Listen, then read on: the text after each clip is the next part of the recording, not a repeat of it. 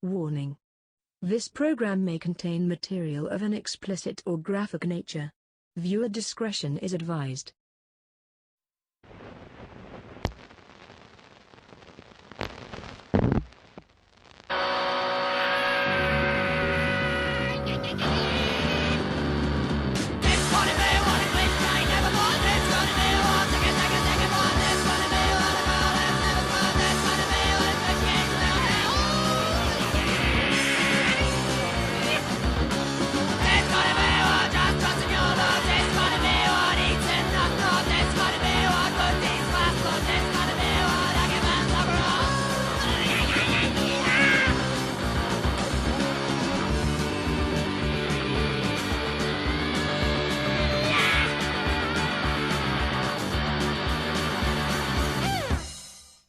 Broadcasting undead from the B ward, this is Mortem. I'm Dom.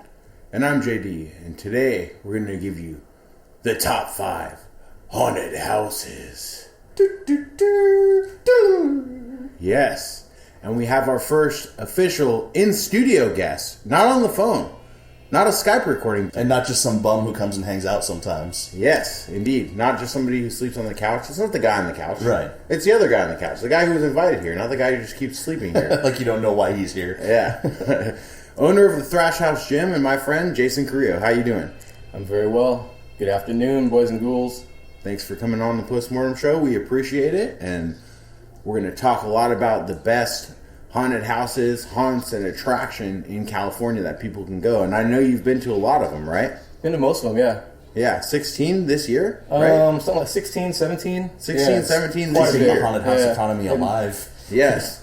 Yep, and that's not even including the month that we have at the end, or the week that we have at the end of October. Yeah, this is the beginning of October at the time of this recording. This episode will air the following Wednesday, so it's the second now. So you still have a lot of opportunities to get in there before Halloween. And it probably goes a little bit after that as well. So we're going to hear about the best haunted houses you can go to, the most extreme, brutal. We got a bunch of the names that you might have heard of. We got some you might not have heard of. I'm excited about this one. I've been wanting to do one of these for a while. And yeah, I know Dom knows a lot more about the underground haunted house community than I do. I'm looking forward to hear a lot about that. I've heard a lot from you personally, but we're going to get into that after we get into the good and bad movie of the week. Yep, no news. It's time for the good movie. And the bad movie. Indeed. And I got a stinker for you, Dom. Yeah, mine's only so bad, so why don't you start us off? All right, I'll start us off. 2015, directed by Anthony DiBlasi, who also made a very underrated movie I liked last year called Last Shift. You ever heard of that, Last Shift? Yeah, I saw that. That was a decent movie. You heard of that one? Last Shift? I've heard of it. I haven't watched it yet. It's on Netflix. Check it out. But it's in my queue. I just haven't gotten around to seeing it. Yep. It stars Chad Addison, Tess Christensen. Chaddison? Chad Addison. Chaddison. Tess Christensen. And the great Jake Busey of Starship Troopers and the Frighteners. And what has that guy been up to? And recently? Crazy Dad fame. He's been up to this movie. Yeah, that's it. And trying to keep his dad in line. Yep. Streaming now on Netflix. It's called Most Likely to Die. Oh, I saw that on my queue. And you see it? Yeah, I haven't watched the movie. It's my bad movie of the week. Okay. I probably won't watch it then. Or maybe I will if I like You might, to depending on my review, you might still watch it. Yeah. Thanks for saving me 90 minutes or so. It's on my queue also. Now I'm gone. A group of former classmates gather for a pre-party at one of their homes the night before their 10-year high school reunion. And one by one, they are brutally slain in a manner befitting of each senior yearbook superlative. You know, at the most likely to do this, most likely to be rich, most likely to be a fucking whore. So this is most some likely dude to who die was in like, the streets with a needle in their arm. You know, there's the things you see about people. I actually got that one when I was in high school. Most likely to die in the streets with a needle in their arm? that was mine, yeah. I was most likely to be a whore, so a man whore. So this was basically a movie written right. by a guy in his 40s who never got over the people being mean to him in high school. Well, it's a 10-year high school reunion, so they're like 28. Oh, okay. But same kind of thing, you know. Like, I got most likely to be a whore only because I wore a glittery skirt every day of high school. Yeah. I just wanted to make a statement, you know. It might have been too short. I might have shown a ball or two, but the thing about it is, I made a statement, right? That statement was that you're going to grow up to be a whore. And I didn't. I failed. I failed in my high school what I was most likely to do. My guidance counselor would be so mad at me right now. And you blew him so many times. No, I didn't. I almost said yes. It's kind of a cool premise if this was 20 years ago when Scream, I Know What You Did Last Summer, and Urban Legend came out. That kind of rash of like the new slashers in the late 90s. Yeah. This would have fit in with that. But starts off with a pretty shitty Scream kind of cold open without the gore. You know, where before the credits, before anything, you got the girl running around, you got the guy getting her. She gets killed in the fucking shed, and you see nothing. Lame. You don't even see an ounce of blood. So, the killer wears a cap and gown, like graduation cap and gown, and a mask that looks like a paper mache mask that says "die" on the forehead. How does that shit stay on when you're killing somebody? I don't understand. No, I'll get to that, because sometimes it comes off because it's all weaponry. Does he fucking throw it up in the air when he kills them? Like he graduated? The characters in this movie are fucking annoying. They act like little kids. There's a spontaneous food fight scene complete with fucking music, like almost like a pop Britney Spears kind of music while they're food fighting in a fucking kitchen, and they're supposed to be 28 years old. Who does that? Like, who goes... I don't go over to somebody's house and we start joking around and then we start throwing food at each other. Yeah, if I threw food in your kitchen, Aubrey would be pissed. Yeah, she'd probably kick your ass. Yeah, for real. That's against the rules.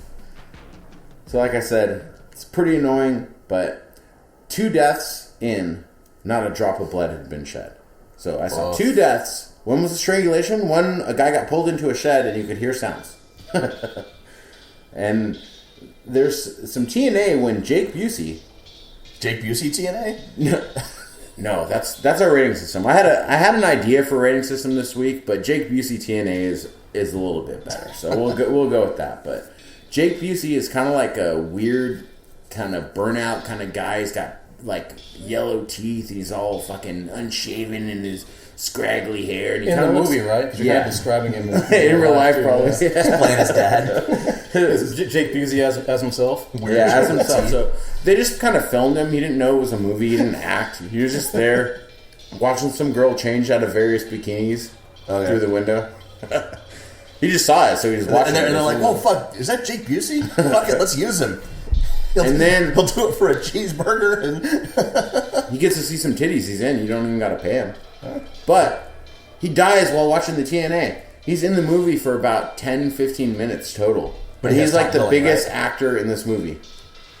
He was in Starship Troopers. Everybody deserves a friend like me. He was in the Frighteners. Yeah, the Frighteners. Yeah, he was the bad guy. Got one more than Starkweather. And this movie also features Perez Hilton. Really? You know who that is? Perez Hilton? He's like an extremely gay guy who does like TMZ kind of shit. Yeah. Oh, He's really? like a news reporter. Yeah, he's in this movie and he's annoying as ever. So he's probably the biggest star then, not Jake Busey. No, Jake Busey's much bigger in my opinion. I love Starship Troopers. Well, so I have a Starship I don't love Troopers. Jake Busey. I have the Starship Troopers tramp stamp tattoo. I love me some Starship Death from above, right over your butt crack. No, it's just a brain bug. Rico's roughneck? Yeah, Rico's roughneck. I got Rico's roughneck on the side of my neck. The deaths do get a little better as the movie progresses, and we get a lot more gore towards the end. At one point, as you were saying about the uniform, the killer throws his graduation cap like a ninja star and almost decapitates someone. It hits her in the neck and blood gets out, and it's stuck in her neck. Then he walks up and pulls her head right off her body because his graduation cap had done so much damage. Wow. It was ridiculous, but to me it was the best part of the movie because it kind of reminded me of some of the deaths in Stitches, the clown, Stitches the Clown movie. Was the rest of the movie trying to be funny? No. Oh, fuck. The killer is not impressive looking, like I said. Graduation cap and gown looks completely ridiculous. He's running around after people. His mask looks like paper mache with the word die written on it, and you're left to guess which one of the group of friends could be the killer. Kind of similar to Scream, where it's like a whodunit, who's wearing the fucking cap and gown, which that's a lot of shit to smuggle. You know, how are you hiding a cap and gown? Yeah, and mortarboard doesn't really fold. Well, you would see who it is. They have a fucking massive neck if they're wearing a cap that's heavy enough to decapitate someone. Yeah, it's made of sheet metal. I mean, that can't be easy to fucking hold up onto your head. Yeah. Is it Doug Jones or is it Henry Rollins? I'll get to that. There's some unfortunate news at the end. You're left to guess which one it is. The inclusion of Perez Hilton is a definite point off on my rating system. I fucking hate that guy. He's annoying. I feel sad that I know who he was. Right. So, also is promoted and mostly follows the killer based on high school most likely deaths. Like I was saying, you know, most likely to do this, most likely to do that. And then he also kills people that have that most likely thing, but the thing he kills them with has nothing to do with the most likely thing. Like, he has, like, most likely to break hearts, and he decapitates her with his fucking graduation cap. There's no fucking... Stabbing of the heart or some shit. There's no, like she doesn't fall on somebody else and break his heart, or, like, I would have done it. I would have ripped somebody's heart out, killed them with some kind of thing like, you know, heart throb, and you rip his heart out, and she's most likely to break heart, so you fucking slam her onto the heart and it explodes, and then you kill her, you know, because she broke the heart, it exploded. Right. That makes sense, you know. This, it has an idea, and it goes there, and then it forgets about what it's supposed to be doing. It follows the idea until it's not convenient anymore. Exactly. I hate that. It would have been a lot bigger and better if it was instead of a 10-year reunion, it was the senior class in high school. You know, with the 18-year-old kids, and it was made in the late 90s, like I said, like I know you did last summer, Scream, all this shit. You put it a high school slasher, you do this, these people are just recently, they get their most likely to do this, you pick them off one by one, based on what they're most likely to do. That would have been a better movie than the 10-year fucking class reunion. Who holds a grudge for 10 years about being bullied, or whatever the motives were? The singer from Linkin Park. Maybe. He's the killer. Yeah, it would have been better if it was the late 90s, but 20 years later, it misses the mark. So, IMDb gives this one 4.2 out of 10. I almost agree, but with the inclusion of Perez Hilton, the shitty ending, and the fact that they reference an elementary school bully named Dougie Jones. You don't fucking take the Doug Jones' name in vain. That's not something we do around here. Yeah, you don't? You know, I saw his first movie a couple weeks ago. The one where he's a person or a monster? As a person. It's called The Newly Deads. It's a trauma movie. He fucking gets it on with a chick in a hot tub. Like, yeah. I gotta see that. Yeah, it's not a good movie, but it's got the very young dudes in it. You know who Doug Jones is, Jason? No, I do not. He's a character actor, a tall, lanky guy. He played the guy in Pan's Labyrinth with the eyes in his hands. He's a tall, lanky guy. He's been in a bunch of stuff. He plays a lot of monsters. You've seen him. All the tall, lanky monsters who actually are effective in their character acting. How old is he? Plays them. He's like in his 40s, probably 40s, yeah. He was Abe Sapien in Hellboy, the fish man. Yeah, in Hellboy, Abe Sapien. He has endorsed the Postmortem podcast. Yeah. We give a previous rating of 8 full Doug Joneses, and then we split it up like 8 and 8.5 Doug Joneses. You get the front and the back half, and the dick half is the good part, or you can get the ass half. And he endorsed us. He said, we give our podcast title a love letter to Doug Jones, and he said, I love Dom and JD too now with a little heart. So... Well, he's not going to love me because I know who he was. Sorry. My apologies. Doug, we'll edit him out. We won't speak his name anymore. We love you, Doug.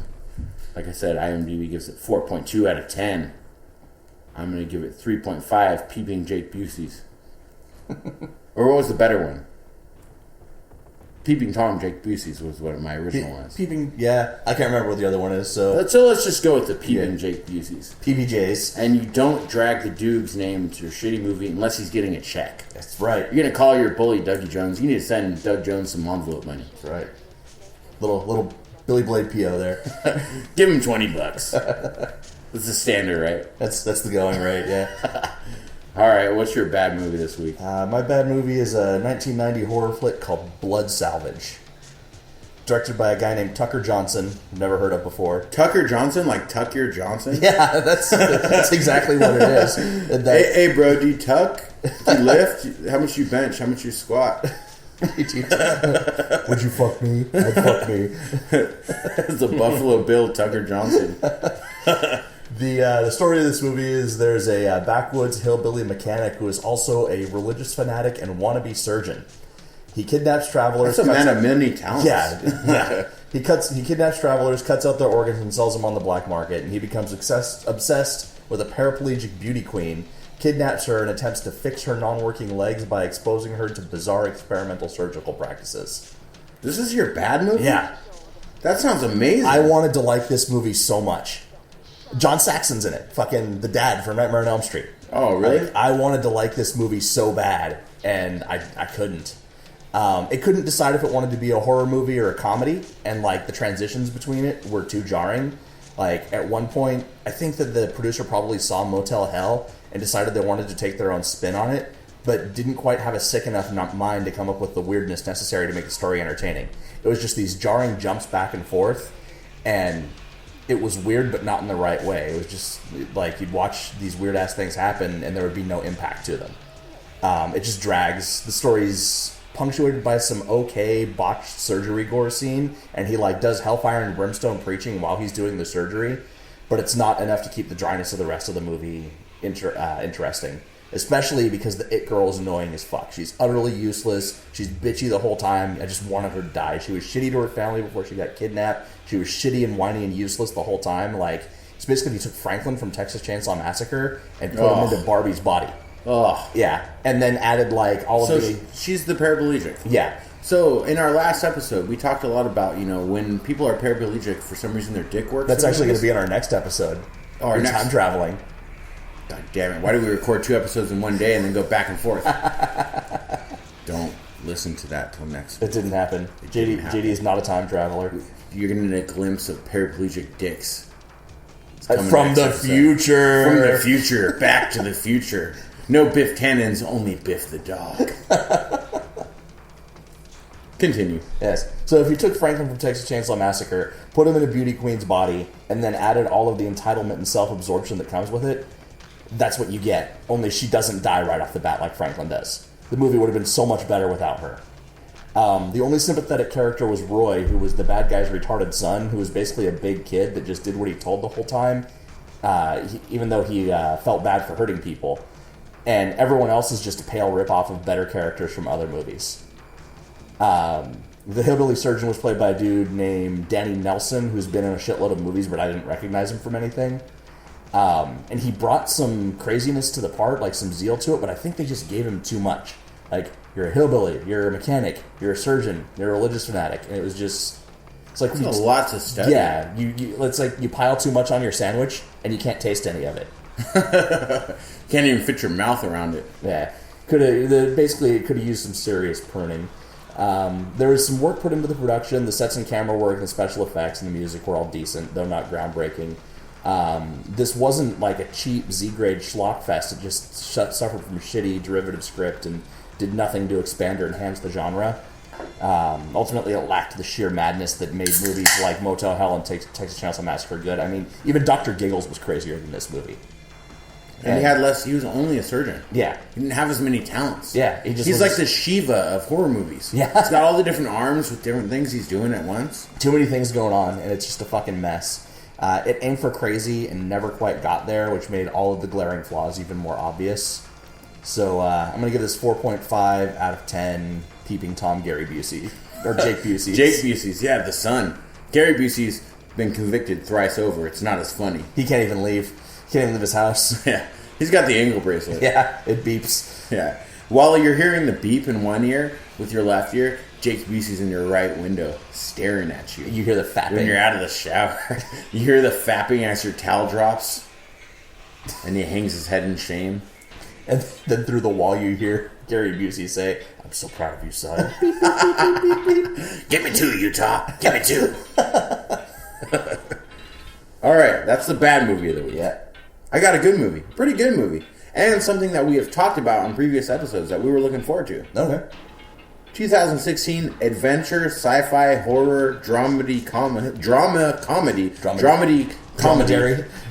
Written and directed by Dan Kwan and Daniel Scheinert. Starring Paul Dano and Daniel Radcliffe.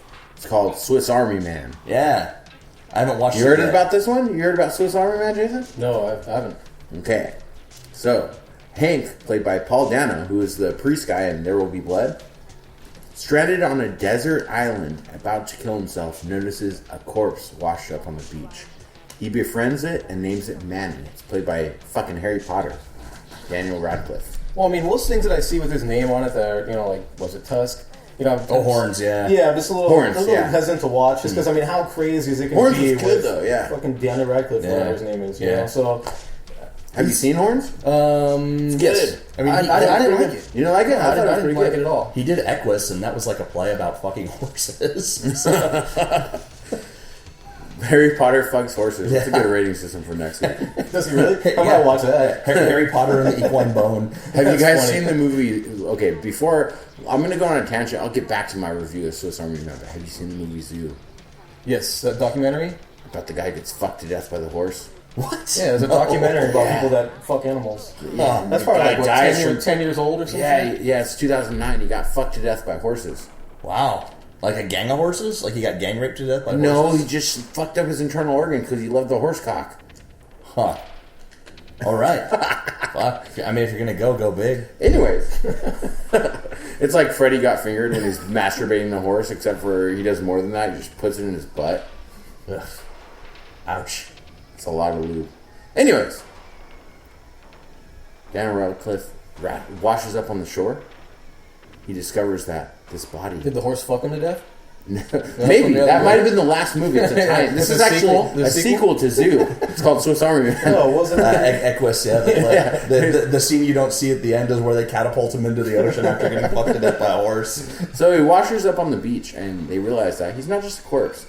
He's a corpse that has special abilities, which may help Hank get home. Right after the beginning, after Manny's body washes up, Hank rides it like a jet ski across the ocean, powered by its farts, to another island. What the fuck, really? Yeah. When Hank is really thirsty, the corpse begins to vomit up clean water for him to drink.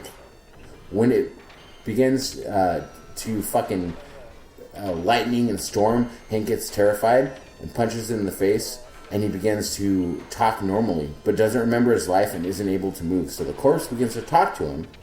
This whole movie, you don't know whether this guy is batshit crazy or whether this corpse really has special abilities. Was he brought back to life like by the getting hit by lightning or something? No, it's just like he just washes up and he's farting a bunch, and then he's farting so powerful that it's propelling him across the sand. So then he decides to try to get on the corpse and ride it to the other island. On my fucking worst day, I've never been able to do anything like that. I probably couldn't even fucking blow sand with a fucking fart. I don't know how they're thinking about doing that.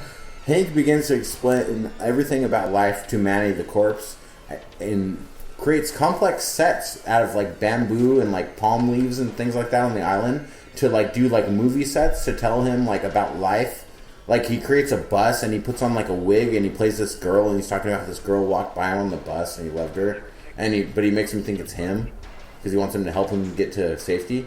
So he like creates all this fucking shit. This is a weird fucking movie. That's why it How well made is it? I mean, is the budget seem deep? Production is good? Yeah, production is great. Yeah, 2016.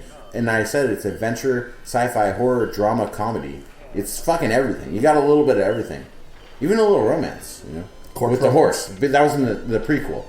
Romance with the horse. Not in this one. If you call that romance. I do call that romance. So Hank begins to explain everything to him, and even creates with like trash and leaves and stuff his own version of the kids' book Everybody Poops.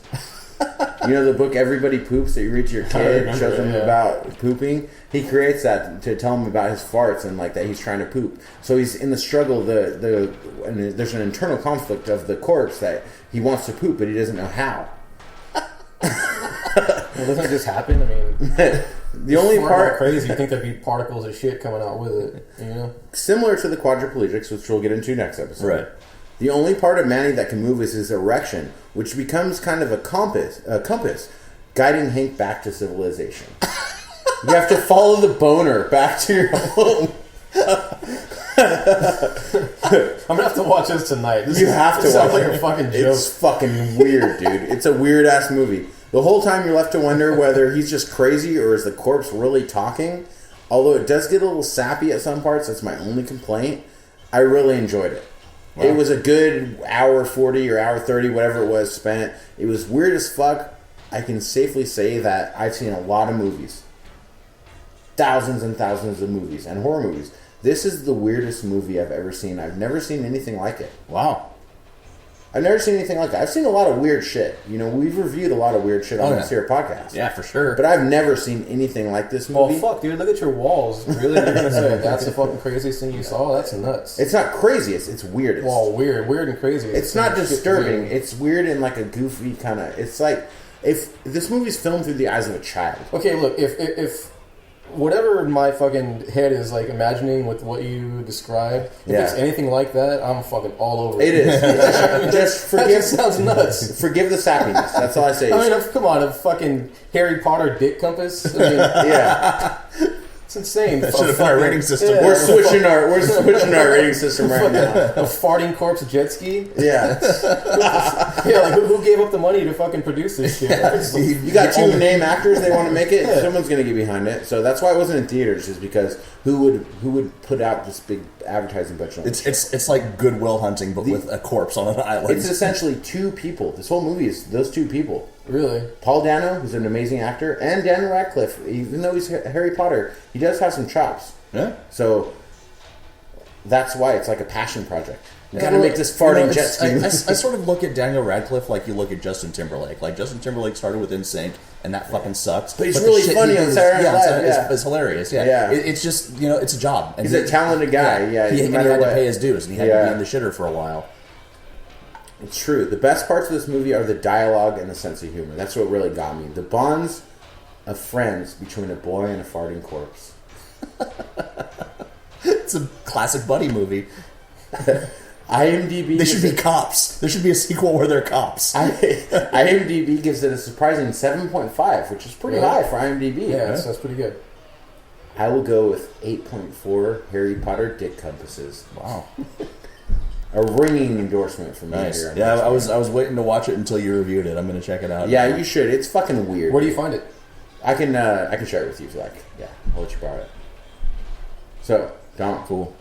So my movie I discovered while doing research for our top 5 list today, because we're doing the top 5 haunted houses. And I ran across information on this movie that I'd never heard of before. It's a 1992 BBC made-for-TV movie called Ghost Watch. Okay. And it's directed by someone named Leslie Manning and written by a guy named Stephen Volk, he's won the Bram Stoker Award a couple times. He's a noteworthy horror author. And this movie basically set the precedent for things like Paranormal Activity and the Blair Witch Project and all that. Is it like the first found footage movie? It wasn't a found footage though. This is fucking. I was going to say you're naming found footage movies and you hate found footage more than anyone. The way this was set up was on Halloween of 1992.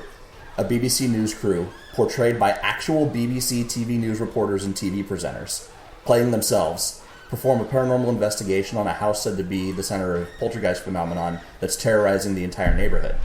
As the investigation heats up, the poltergeist uses the broadcast equipment to spread his menace all over England.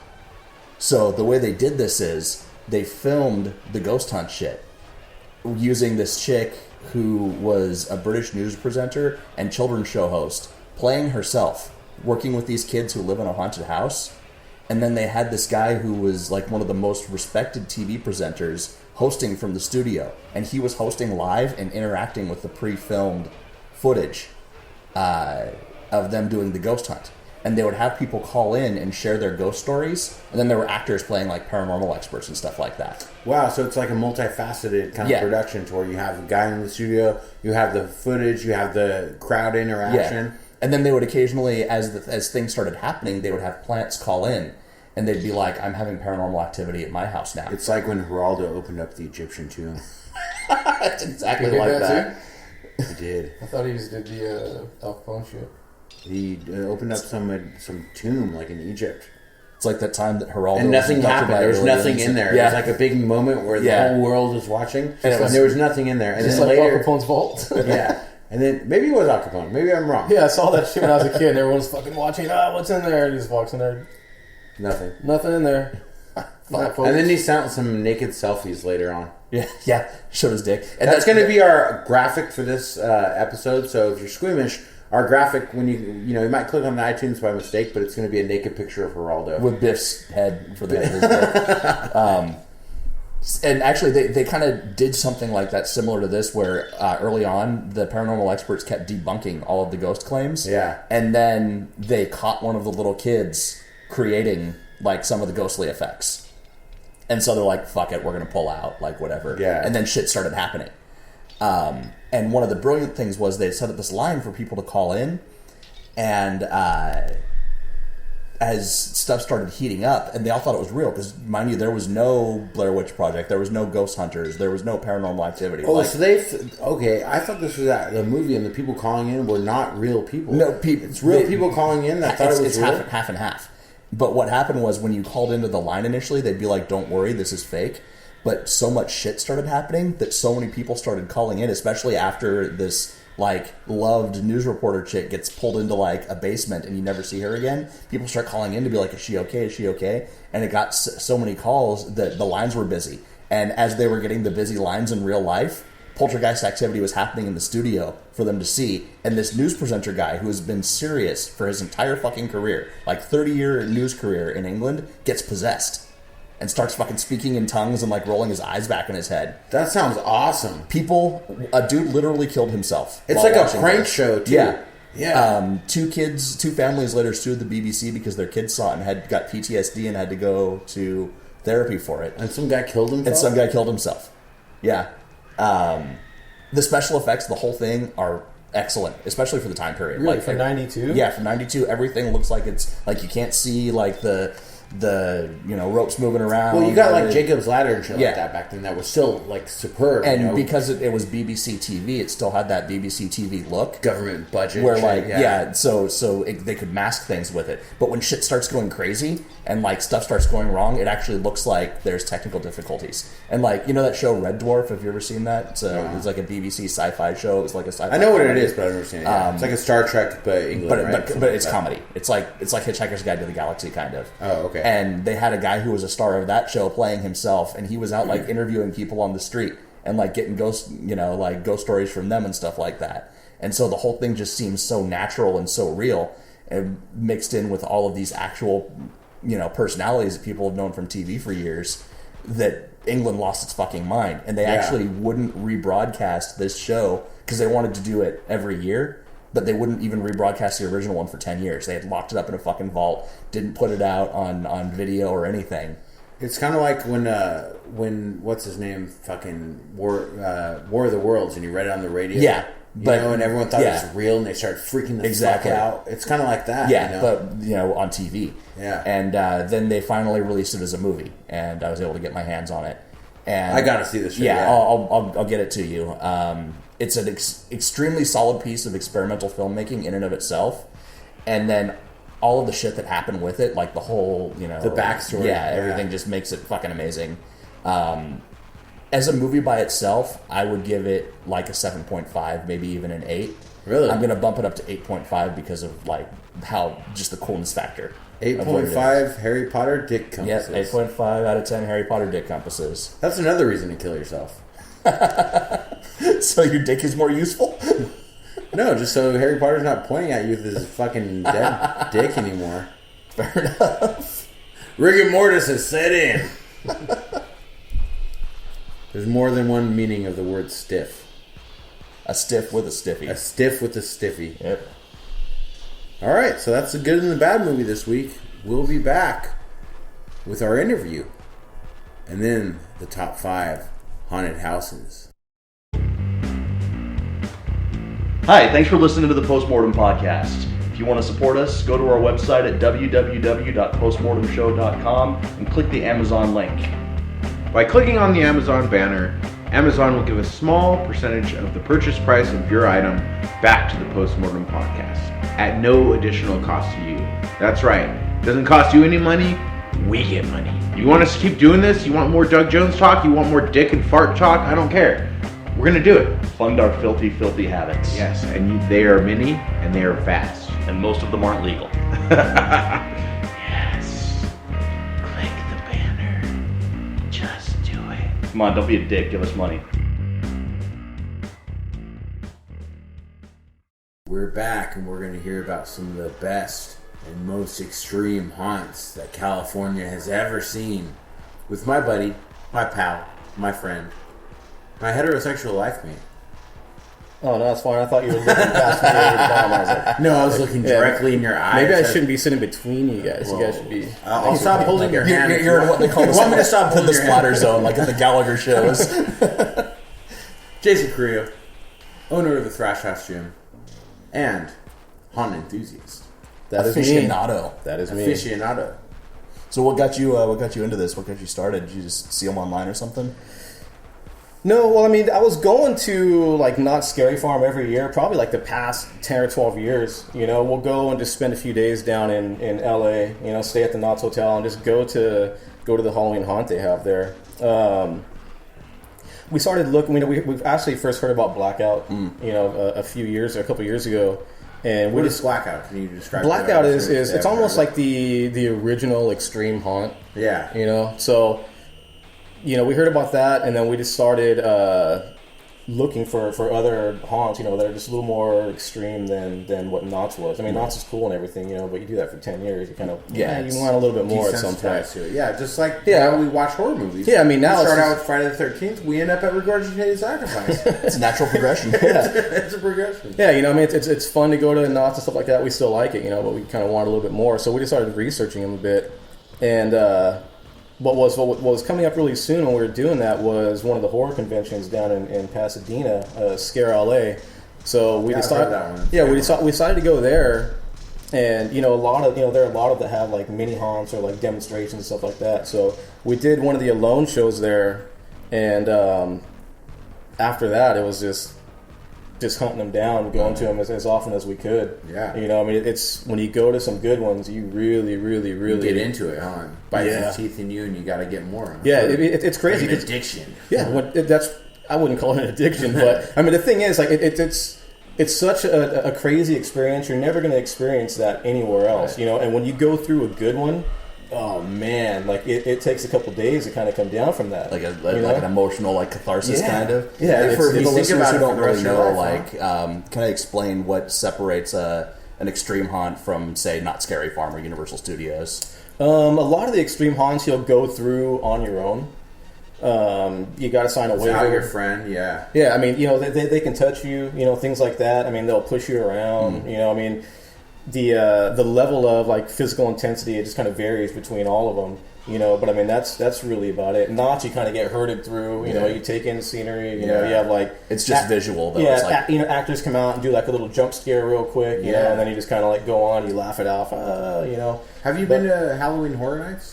At Universal? No, we haven't. I mean, like I said, we've just been going to Knott's pretty much. You know, we're going next weekend. It's my first time. My first haunted house, anything like that. It's actually my bachelor party.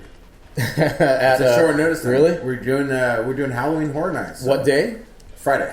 What's going on? I'm trying to think. Maybe we could do it. Let me. If you can, let me know. Yeah. Well, I mean, the only thing about both of those, about Knott's and we've heard that, you know, Universal, it's like very, very, very crowded. Yeah. You know, heard it's like gonna be. Yeah. Heard the sets are awesome and things like that. You know, as good or better than Knott's. You know, depending on who you ask. You know, look online. People are arguing about it. Universal last year. Universal has better technical sets, but Knott's has more creativity. Really? Yeah. So, you know, we figured, you know, why do that? We'll just keep going to Knott's, you know. So they can touch you in these things. And I've had friends that did, I think she did Blackout, but like she had to like dance with a 300-pound naked dude to get the key to the next room. And she was raped. They can touch you. Well, some of them could do some pretty crazy shit to you. You know, I mean, what's the craziest thing you've ever experienced? Don't name the haunt. Let's keep that up to the imagination. But you told me how many haunts you've been in this year? Fuck, this year? Probably like 17. 17 this year. How many total have you been to? Total? Not counting repeats. Not counting repeats. Oh, man, total. Well, we started probably in like September of last year with the... so 30 maybe? 30? Somewhere around there, yeah. I mean, it's quite a bit. So you've been to anything reputable in California, probably? I have not been to Blackout. Amy has done an off-season Blackout, which is more intense. That one is invite only. You know, typically, you know, during like the Halloween season, they didn't invite you. They shouldn't fight. No, I wasn't. They didn't invite your woman, and they don't invite you. Well, you know, she did their. Was she raped by a 300-pound man to get the key? She couldn't really. She couldn't really go into like what they do there. So yeah. I don't really want to like be spilling their secrets. So yeah. No, I don't want her to get penalized for my big mouth. No, exactly. But I will say this: as I was waiting for her, she did come hauling ass back to the car, out of breath. Her shirt wrapped around her neck. I mean, she had like a little sweater on, but her undershirt was wrapped around her neck. The thing is, like, so we don't want to give away the secrets. Somewhat like how when we review our movies, we don't tell you what's going to happen. We just tell you about the movie, especially if it's a good one and it's a new one, because we want you to see the movie. You know, so for these haunts, we don't want to know exactly what they do, but if they're really good and you want to put them over and get people to go, we'll funnel some audience their way. Hopefully we can sponsor a fucking blackout or something like that. Yeah, well, you know, it kind of depends on what people are into. I mean, there are some that get very, very, very personal. You know, I mean, it's all just kind of based on, you know, you fill out, once you sign up, they send you a pretty big questionnaire, and all these questions are kind of based on the theme of the show. You know, there are shows like that get very, very personal. I mean, you talk to some people and they get pretty emotional about it. Yeah. You know, people cry in these and all this And stuff. a lot of people walk away and can't complete it, right? They give you safe word, right? Yeah, you get safe words. There's some that don't have a safe word, though, isn't there? Well, there's only one that I know that really can't use a safe word in. They're not in California anymore. I mean, there's some that just aren't as intense and you just don't need one. Yeah. Take like Heretic, you know, they're probably the most extreme in California right now. Actually, as I was talking to you before we started recording, Eric Van Lander, who we promote this podcast regularly and has an extreme paranormal horror haunt Facebook group, I was talking to him and he actually went there as well. So he was telling me I need to do it and he'll get, you know, I can hook you up with the right person. You can do it. And he told me I need to do it. So is that the one I should do? For you, yes. Yeah? Yeah, for you, yes. Honestly, for like 90% of people out there, and that's probably being pretty generous, it's probably not for them. I mean, it's too crazy. It's fucking gnarly. Well, I'll be honest with you. Halloween Horror Nights next week is my first ever haunted house experience or haunt Well, besides like the shitty like Vandenberg Air Force Base one that that they had like that kind of shit. Or here's the like Heretic will have 2 safe words. That's the thing about them. I mean, it's they're fucking intense as fuck as you can imagine. You know, and they have 2 safe words. One is just to kind of like ease up a bit. Okay. You know, and they're just get me out of here. The other one is like I'm fucking done. Okay. You know, so I mean that's cool. You about made them. it through.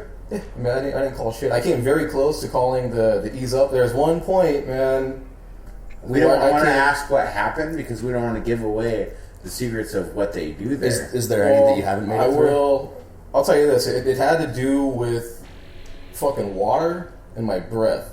So you guys can fucking do whatever you want with that info, but I was like, did you give up the information? Did you tell them where the secret base was? Did you have the 300? you have the 300-pound naked man with a snorkel on your mouth up his butt as he shit into it.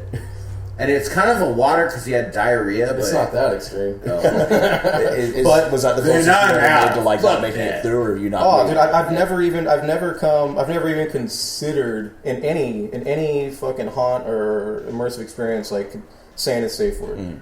You know, but that one honestly, and it was very intense. You know, I mean, a true fucking fight or flight like came out. I would not want to have seen like footage of me at that moment. Would disturb you, huh?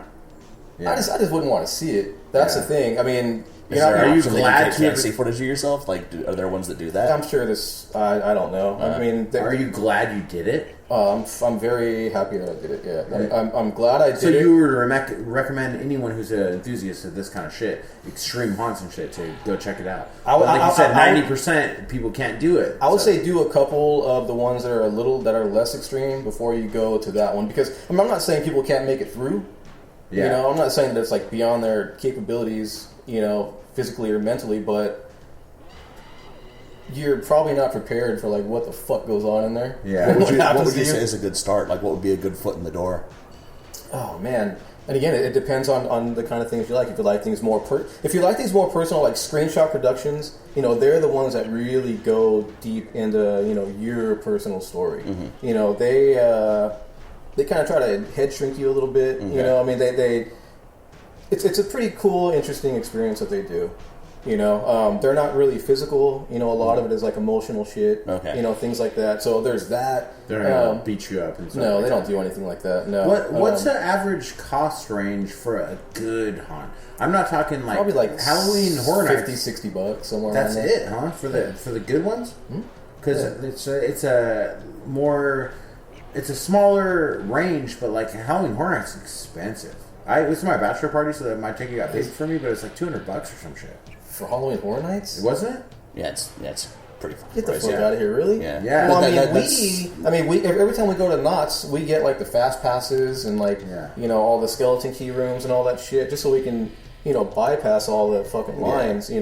That's the $200 ones are the fast passes also. Yeah, that's what we got. Really? Yeah, because there's a lot of name brand going on. There's Freddy vs. Jason, fucking Leatherface. That's one thing that I don't like about Universal is that they do that. It's all shit that you're kind of familiar with. We're not. Yeah, I'm not afraid of fucking Chucky. Yeah. You know what I mean? Where at least Knott's, they come up with their own shit. Knott's has that one area where you kind of play laser tag with like fucking zombies and shit like that. That's cool. I went a couple years back and they had this cool like haunted toy factory thing going on. Yeah, like, the doll factory. Yeah.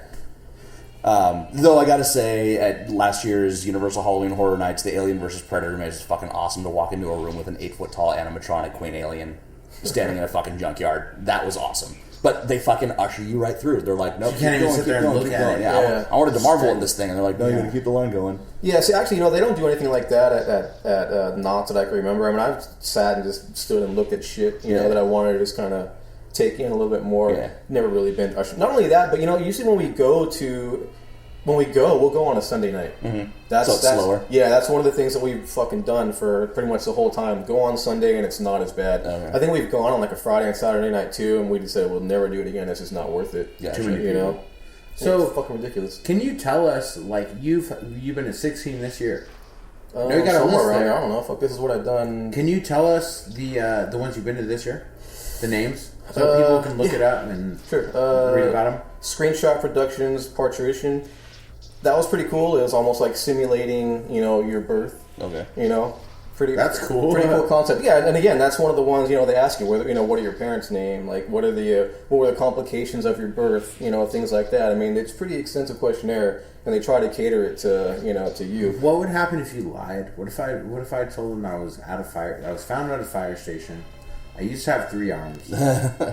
One of them was amputated, but I don't know. But here's the scar. You know what? Do something like that. I'd like to know. It's a good scientific study. Say you ran it once and give them all your right answers, and then you run it again, and you give them these weird answers. They probably be like, "Hey, what are you afraid of most?" My grandfather. They're probably gonna fucking message you back and be like, we fucked up. We were sold out. maybe next show or not. So what's the scariest thing that happened to you? When the aliens took me. That kind of shit. Yeah, Alone Akeland. That was a pretty cool show. One of their better shows. That's one of the ones where they don't touch you, right? Alone, it's more psychological. Alone is like right in the middle. I mean, they're.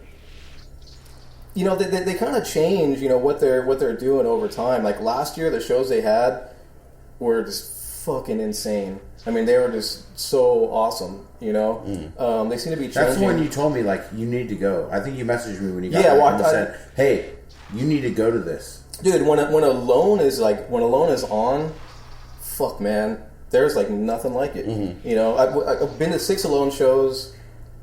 2 of them were just fucking amazing, mind-blowing shows. 2 were really good, and 2, in my opinion, I mean, some people like them, but I could have fucking done without them. Gotcha. But the thing is, like, when they're on, they're fucking on, and I'll always give them the benefit of the doubt just because I've had such good experiences with them. So, I mean, I'll go through, like, fucking 10 stinkers just it's to like go a through sequel one to your good favorite one. movie, like, you go, you see these movies, you got a long list of movies, 1, 2, 3, 4. You're always going to see the next one, even if number 4 is bad. Yep. Yeah, I mean, it's like, theirs is, I mean, there are 3 that I would say are just like fucking neck and neck at the top. And one of theirs that we did last year, Index of Reflection, is one of those 3. Oh, yeah. I mean, it was just fucking fantastic. So they actually run different haunts in the same year? Yeah. Okay. Yeah, well, none of these really repeat the haunt. Usually they'll pop up. A lot of these are only like fucking 2 days. Okay. They'll come up with a show. Keep it fresh. Run it for 2 days, and then like however long it takes for them to do another one, It's not like they, keep reusing their shit. It's not like that's not like their sole business where they're all just Do they take it on the road, like do 2 days here, 2 days in another state, 2 days? Typically they stay in like southern. Really, like LA is like the fucking hotbed. Yeah. Well, like I said, Halloween Horror Nights is my first one.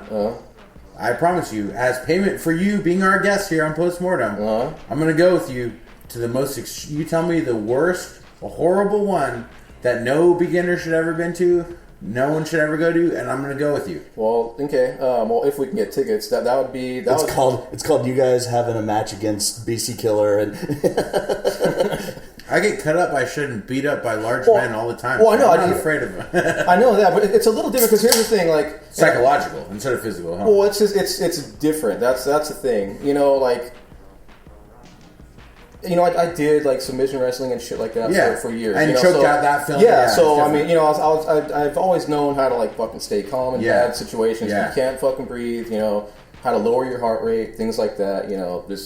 But you can't fight back in these things, so you're giving up control, right? You're totally giving up control, but the thing is like, when you're there, some of that shit just fucking, like, with the water situation, I imagined myself going through that 1,000 times. That was actually, like, my big fucking fear going into, like, that show, That they may make you drown. And it fucking happened, and I was just like, you gotta be fucking kidding me. And then the sharks came out, and that's when I got bad. Yeah, the brown ones? But fucking, I mean... The thing is, like all that mental prep that I did, fucking boom, gone out the window. Right. And you don't know what you're getting into. And it got to where I ended up fucking wrestling myself out and like grabbing onto one of their hands, one of their wrists, and really in my head I was thinking, okay, fuck, what's more shameful, like calling one of these safe words or getting myself fucking bounced? I was fucking just, I was so pissed off. I was like. Honestly, I couldn't have taken like 1 second more of what they were doing. In the most extreme version of these haunts, they're allowed to touch you, choke you, do whatever the fuck they want, right? What happens if you react in a way like you accidentally punch them in the face because you get fucking bounced? You just get bounced out. I mean, they'll tell you. You just basically have to like go through it. Can you push them away from you? No, you can't lay a finger on them. That's why it's the opposite of a regular haunted house where like you can't fucking touch them at all. So they can do whatever they want, and you can't even like protect your own like throat or anything.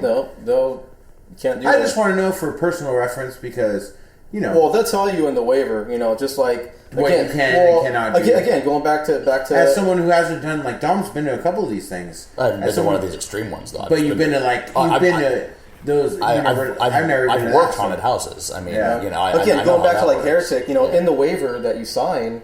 They kind of repeat, this, you do understand that you cannot be aggressive, you do understand that you can't touch, they keep kind of asking that same question in a different way, through the waiver, and I'm brainwashing you. Yeah, no, and as I'm reading it, I'm like, fuck, I understand this shit, right. I'm not going to do anything. But they got to make sure. But here's the thing, though, and I'm thinking to myself, like, who the fuck that's going to be going through this is actually going to do this shit? Right. And then you almost do it. You're like, I read it 10 times. I can't do it. Cock your fist back, ready to strike. I understand now, but no, I'm fucking grabbing the motherfucker's hand. Yeah. And the other ones are holding me down and holding my head, and they're yelling at me to let his fucking hand go. So I fucking let it go. Boom, back with the fucking water shit. Fucking, I don't know if I grabbed it again or not. I don't remember. All I know is that I was pretty much at my fucking peak at that point. Yeah, that's the worst one ever for you. Like, as far as like what has happened to me, yes, that's physically, psychologically, yeah, that's real torture here. Other than I don't want to say that. I mean, peeling your skin back and piercing you with hooks. Some people might have liked that shit. I don't know. Some people might get off on it. Yeah, but I'm just saying as far as. You guys continue the interview. I'm going to go give myself a swirly in the bathroom while I'm beating off. I'm going to see if it works. I'm going to duck my head in the toilet, start flushing and beating off, and we'll see if people can get off that. Well, I don't think that's still going to prepare you. But here's the thing. I would say, yeah. I mean, if you want to go to that, we may go to another Heretic show. I would like to do it again, just because really there are a lot of artistic things that are going on inside while the physical part is happening. Like when I first came out of there. They do talk to you at the end. Once you come out, they talk to you and make sure you're okay. Yeah, pretty much. That's pretty much what happens, You know, they just make sure your head's in a decent place. You're not going to go shoot them up the next day. Yeah. So fuck these people. Yeah. So I talked to them. You know, walk back to the car, and I'm just going, wow, what the fuck did I just fucking go through? Yeah. You know, I mean, is that the picture you post on Facebook where you're covered in the fake blood and like? That's the show. Okay. But that was a different day. I don't want to go into like what they do, but that was the show. It's like you walked on a McGuire show, dude.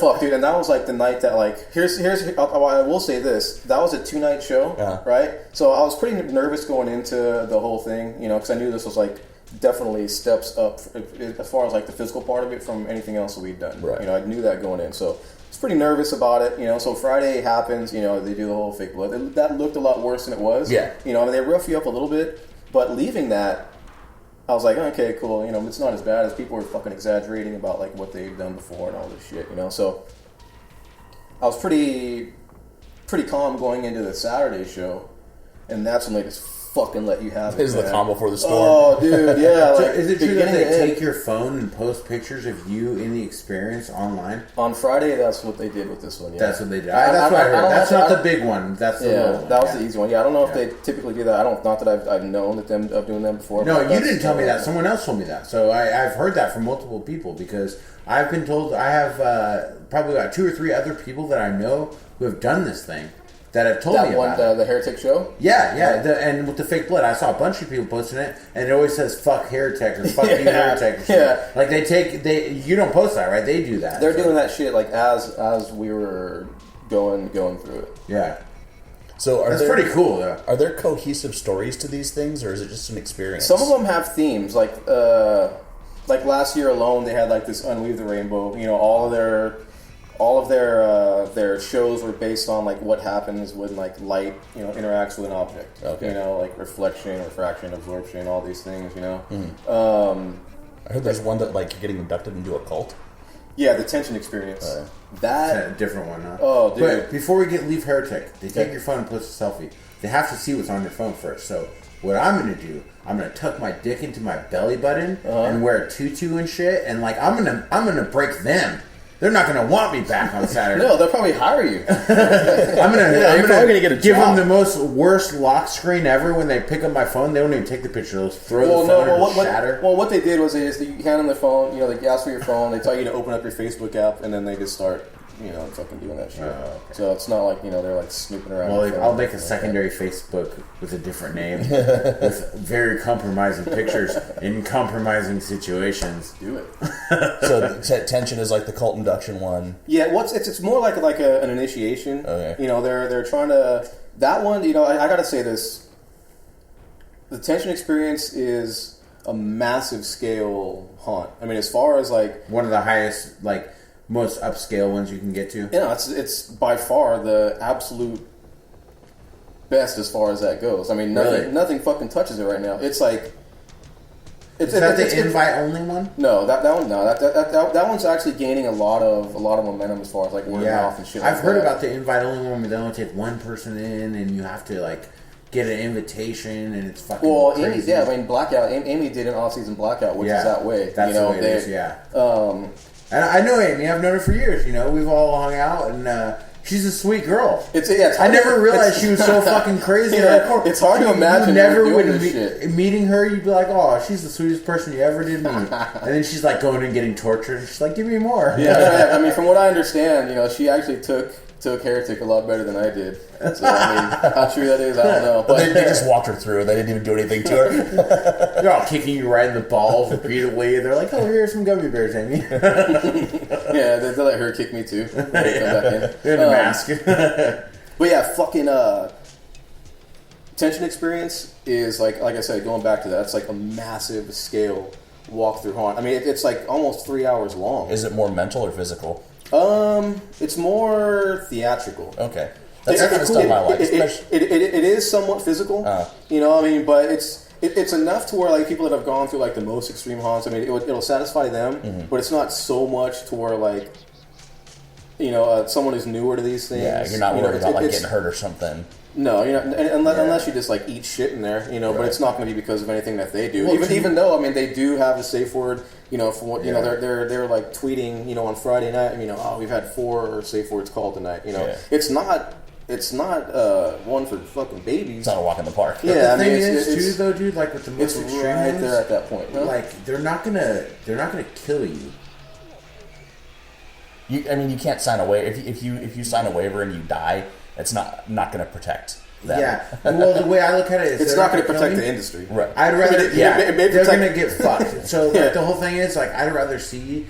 I like the physical and the mental and the theatrical all combined into one. You know, like you're saying, that might not be the most physical one, but the production value is so great that it's like watching the best horror movie you ever seen or whatever, but live. That's what I really want to see. I would say as far as that goes, like if I were to recommend two like safe bet haunts that anyone would like if they're shit. Whether They they're listen to fucking, the show, whether they're hardcore motherfuckers or they're a little nervous about going into like one of these, I would say either check out Creep LA.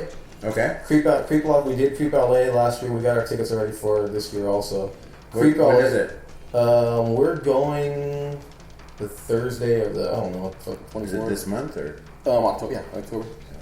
Well, I got the wedding and the honeymoon, so my promise to you is that next year, when all this shit is cleared up, you know, with the wedding and the honeymoon and stuff like that, we're gonna hit a couple. With the most extreme one, you tell me the best one you've been to that's like the theatrical, so I can see like the sets and the costumes. Well, the thing is, I mean, stuff, and then the tension is changing, so we don't know what they're going to turn into. I mean, production is so fucking massive; they might just lose their ass and stop altogether. Yeah. I mean, I have no idea how they're making money. Yeah. Really, I've heard some of them are free. Is that true? The ones that are invite only that are really fucking crazy? Some are free, and we've actually got invited to a couple of those that were free. But I mean, we couldn't go. Yeah, but how could it be free and then? I mean, some of them make their money other ways. You know, I mean, like again, donations. Like these people are like fetishists. Well, no, I mean, some of them, you know, they'll do, you know, they're like graphic art. I mean, they have other jobs. They don't just, you know, do these. This is like a passion project. Yeah, I mean, you know, like, you know, they'll do like makeup effects for, you know, film and shit like that. You know, and this is just what they like to do. They want to build their name and then start charging or something like that. That's cool, man. Yeah, like again, going back to Heretic, they're going over to. You know, like the UK, because there's like an extreme haunt over there. Yeah. And they're going to have like a joint haunt where you go through one and then you go through the other. If you can make the first, and you go through the other and you just kind of see which one is, you know, it's like they're kind of like battling each other. But as far as like safe bets go, Creep LA, we did it last year and it was just fucking amazing. Great show. More mainstream than I wouldn't even say it's, well, none of these are mainstream. Yeah. That's the thing. I mean, these still are, I mean, there's a little part that's kind of physical, it's kind of scary. You know, it's again, they're not easy to go through. You know, I mean, they're pretty fucking. You can't just walk off the street and not even be into this shit. You're gonna fucking you're gonna want out in like fucking 5 seconds. Yeah, that and tension experience. Cool. Those are the two ones. Those are the two safe ones. I mean, safe as far as like suggestion goes. They're like good. Yeah, like no matter what. Your whole list. Can you tell us the rest of your list before we talk about Before we talk about what is the one I want to. Before we'll talk about the whole list, and then we'll talk about, like you said, you got tension experience, we got Creep LA, that's 2 already. Let's talk about 3 that you can't miss, even as a casual, and let's talk about the one that if you think you have the balls, that you need to go to. Okay, so this year we have done, again, Screenshot Productions, Parturition, Alone, Apeland, Zombie Joe's Blood Alley, Zombie Joe's Urban Death Show, The Great Horror Campout. Amy did an off-season blackout, which I wasn't cool enough to do. I don't know. You're still cool in my book. Thank you. Don't worry. Zombie Joe's Brave the Dark. The 2 conventions, Midsummer Scream and Scare LA. You know, both of them. You know, a lot of these. You know, production companies, they have shows there. You know, that they do. So, let's see. Screenshot Productions, Bar with Thodol. Tension Experience, the Heretic Show, Devotee of Evil. We've done the 17th Door and Vest Corp, which is what we did on Friday. Okay.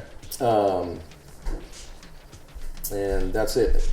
We already have our tickets for Delusion and Creep LA later this month. Okay. Yeah, we're going to spend the last week of October in LA just doing haunts, and that's it. Me and Aubrey will be there, so we're going. We get married the 15th. Okay. You guys are going, right?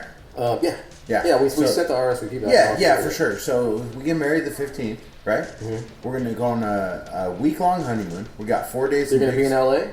I will be. Dude, fucking on the 19th, Heretic is doing a pop-up show. That might be the day we get to LA. So we have 4 days in Big Sur in a cabin. Okay. Then we have 3 days in LA and 22nd. Are you still going to be there on the 22nd? What day is that? We're going that Saturday. We're going Thursday, so that would be like the Wednesday or Thursday of the week of Halloween. So was it like Oh no, you're a week after. Yeah, we're going the following week. Okay. I was going to say we're going to be in LA for 3 days. So if there's any haunts, let me know. Because we're going to go to Museum of Death. I'm going to take her to Museum of Death and we'll do all that shit. But if there's any haunts, if we can meet up and do some haunts, I'm down. But we get married the 15th. We have a week long. And then UEW Hellbound, the biggest show of the year, the craziest deathmatch show in fucking the Western Hemisphere, is October 22nd. That's the end of my honeymoon. Clock out from being in a groom and clock into getting cut up by a fucking glass. October 22nd. But before that, if you're in LA, let me know. Or even if you can plug me into some dates that you know about, just send me a message after the show or whatever. Yeah, I'll look what's down there. But I know that like Heretic is doing like a public show. You know, so you just kind of show up, you go through, you know, so you kind of get a taste of what they do. Yeah. They have two options. One is just like the normal walkthrough, and the other one is going to be full aggression. So you can kind of get a taste of what they do, but it's not going to be as intimate and crazy as like going through it alone. You know, but you can kind of see just, you know, how they do things. The so I can feel take of the her show. through the first one, and if she doesn't want to go to the other one, she could wait, and then I could go. Well, again, I mean, fuck, man, I don't even know. She don't even watch the movies. I mean, I would say you do a Heretic show. Mm-hmm. I mean, this one it probably won't be as bad, you know, but like a real deal one. Yeah. You're one of the very few people that I know that I would say, yeah, you should probably do this. Yeah. Okay. And Dom too. I'll verify for Dom. I vouch for Dom. I could probably take the psychological aspect of it. My problem is I just Your got out of back neck and your surgery, neck, and I don't want to be fucking physically jostled and have my neck re-injured. Maybe like a year or two from now when I'm like 100% healed. But like I had surgery in July, and I had you know spacers put on my neck. So yeah, they're pretty head and neck heavy. So I would say like grabbing you and shaking you around and shit. That's what he can't do with his neck. Yeah, I mean, well, here's the thing. I mean, even like. I mean, I will say this, and it's actually pretty cool. Like, when they take you from, like, area to area and scene to scene, I mean, with me, at least, I mean, they're just fucking palming my face like a basketball and, like, shaking my head around. You come across, like, other characters and shit like that. You don't just, like, walk through to the next... They're dragging you like you're fucking getting, victim. Yeah, I mean, they're fucking... Dude, that sounds awesome. I'm looking forward to it. Is there any more of the... Before we get into the top 5 haunted houses this week, is there anything else you want to tell us about? Any of the other ones that you've been to? Or, like I said, what's the, you know, you said Scare LA, you said Tension Experience. I know you put over Heretic a lot. Is Heretic the one that, if you're fucking think you're extreme, that you should go to? Or is it Blackout, or what is it? As far as the physical part of it, Heretic is probably the most extreme you're going to get in California. Most extreme but here's, again, you know, it's the thing is, like, there's also like a major artistic part of it, you know. And the thing is, you don't even realize it until like it's not like they're just slapping you and punching you. No, there are lots of really cool fucking things. Like if you were to imagine David Lynch making a movie about like the fucking occult and like Satanism or some shit like that. And that's pretty much what like the climax of Heretic was. The thing is, I mean, there's a lot of physical shit going on, and you don't realize it or soak it in until like later on when you think about it. Because when I came out of there, I was just like, "Fuck, man, I don't know if I liked that or if I didn't." Yeah, I fucking didn't. You have to dwell on it, and then you realize like it's like a Lucifer Valentine movie. Yeah, and then so like, you know, a couple days, you know, like after a couple days, that is a Lucifer Valentine. You start thinking about it, you know, and you're like, "Wow, this is going on, and that was going on, and that was going on." It's like, fuck, man. So how do you feel like psychologically and emotionally after something like that? Like, do you feel drained, or you feel pretty fucking drained? Like a zombie. Or like, do you want to like just like eat ice cream and cry? Like it wasn't like that with me. But you walk back to the car and sit there for a minute before you turn the ignition, dude. right? Yeah, you just fucking sit there and you just go, man. You know, you do. I wouldn't really say soul searching, but you do kind of gotta wonder, like, why. So why do I like this? Why do I go pay money for these things? Aren't making you ask the universal questions, but they might make you ask questions about yourself. A little bit, yeah. But I mean, the thing is, I do want to do another one just because hopefully I can like slow things down a little bit more and like soak in a little bit more of the environment, because it really was like fucking cool as shit. You know, now like looking back, they even released like some footage of that. Like if you go like on their Facebook page, there's like a short video. Yeah, there's a short video. We'll link to the Facebook page, guys. If you're listening to this, we'll link to the Heretic Facebook page on our Facebook page. You can click through, and we'll put it in the comments of this episode on our website. So, and if you guys have any more questions about the haunts or anything like that, feel free to send an email to us at postmortemshow@gmail.com, and I'll personally ask Jason and give you the information of where to find these fucking places. So, because some of them are pretty underground. You're not going to Google search haunted house and get to some of these crazy ones. Yeah, you're going to get a bunch of bullshit. If you put like immersive theater or like extreme haunts, in Los Angeles, keyword things extreme, like that, brutal haunt. Yeah, I mean they'll pop up for you. But if you just put haunted house, you're going to get like home haunts, the YMCA haunted house. Yeah, just like a bunch of shit, that you got to weed through. But again, going back to what you're saying, like, what did you say, top 3?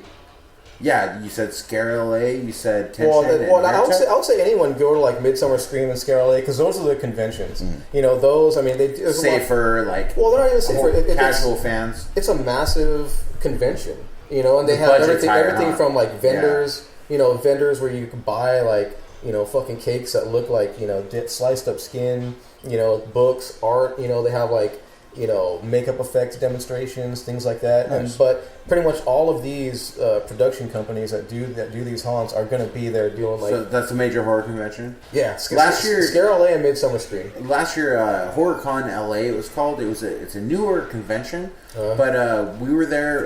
UEW had a booth where I wrestle for, and then our buddies Creature Feature, Kyle Wilde, Sage Shane, Pugs Dread. They had the Creature Feature booth. And then this year, hopefully, we're going to get a Postmortem booth there. So we're trying to expand to conventions. Yeah, take Postmortem on the road. Like, we have our first live show coming up November 19th. And we're going to try to hit these conventions and spread the good word of Doug Jones. as much the gospel of the Doogs. The gospel of the Doogs. And of the Biff. Okay, so I'll say top 3. Top 3 that I've been to would be Tension Experience, just because I mean production quality on that is just like through the fucking roof. I mean, you're in a fucking movie. Baskin. You're in Baskin. Kinda, yeah. I mean, honestly, it's there's some pretty dark imagery, Yeah, that's what I want. Yeah, there's enough of the physical part of it to pretty much satisfy anyone. Yeah. Right. I mean, some people it may be a little bit too much for, but I think that's probably going to be like a small percentage of people. It'll be just right there for most people. Yeah. I think that's a safe bet. That's one of the top 3 that I've been to. Alone, Index of Reflection. That's another one. That's 2. That's top 3. Okay. No, because you're not going to rank them. I'm just. They're all up there at the top. You can't pick a favorite. They're also. Alone is the one that I've heard very good things about. Yeah, they're also. All of these are just. That's the one you privately messaged me, and you're like, when you're going to come. And Alone is made by a bunch of artists. Like artists, and like one's like a film producer. But that one was another one where it took a couple days to like really come down from it. It was just and it's really, that's the one that actually blurred reality the most. That was like the most surreal one. Okay. I mean, and it's really hard to describe that, because most people think that they're so fucking headstrong and they got it together. And I'm gonna go in there. Fuck these people. It's fake. And the thing is, it wasn't like a violent thing. Or the thing about Alone is that they don't do anything that has to do with like blood or guts or anything. It's all just psychological weird shit. But they're the ones that just kind of like fucking blurred that line, a little bit. Yeah. It was so cool.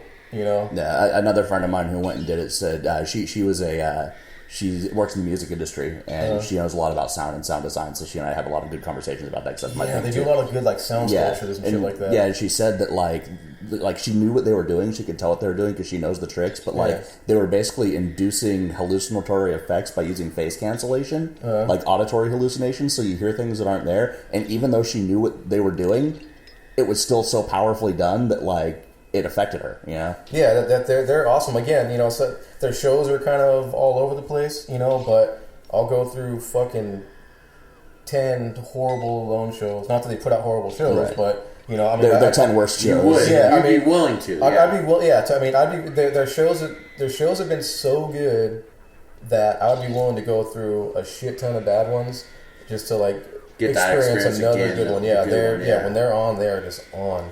What's the last one? The last one, as far as like the best ones, and this is like barely edging out Creep LA, because Creep LA was awesome up until last week. Yeah. Creep LA would have been on the top 3 list. Mm-hmm. You know, but I would have to say Heretic.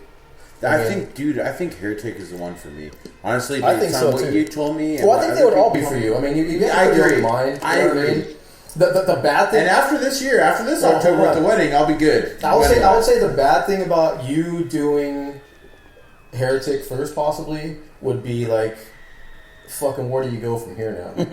You know what I mean? Okay, so you build up. It's like the first time you do drugs and it's crack. Well, yeah. Well, You watched Regurgitated Sacrifice, and then you watched The Night of the Living Dead, 1968. Yeah, exactly. I mean, I wouldn't say it's that bad because they're all cool. They all, offer something good. Yeah. You know what I mean? But, like when I was there, I talked to people that were waiting to go into the Heretic show, people are like, oh, it's your first one, welcome to the Apex, welcome to this, welcome to that, the kind of the usher guy that takes you to the location from where, like, you gather. Picked up in a van or something, like, crazy? Not this one, no, but you have to walk underneath this, like, crazy bridge, and, it's just whatever, but he's like, oh, it's free show, huh? Yeah, and he's like, well, but you get taken to an undisclosed location, basically, yes. right? Yeah. You do not know where you're going. You get there, and then if you're lucky, you make it back. Yeah.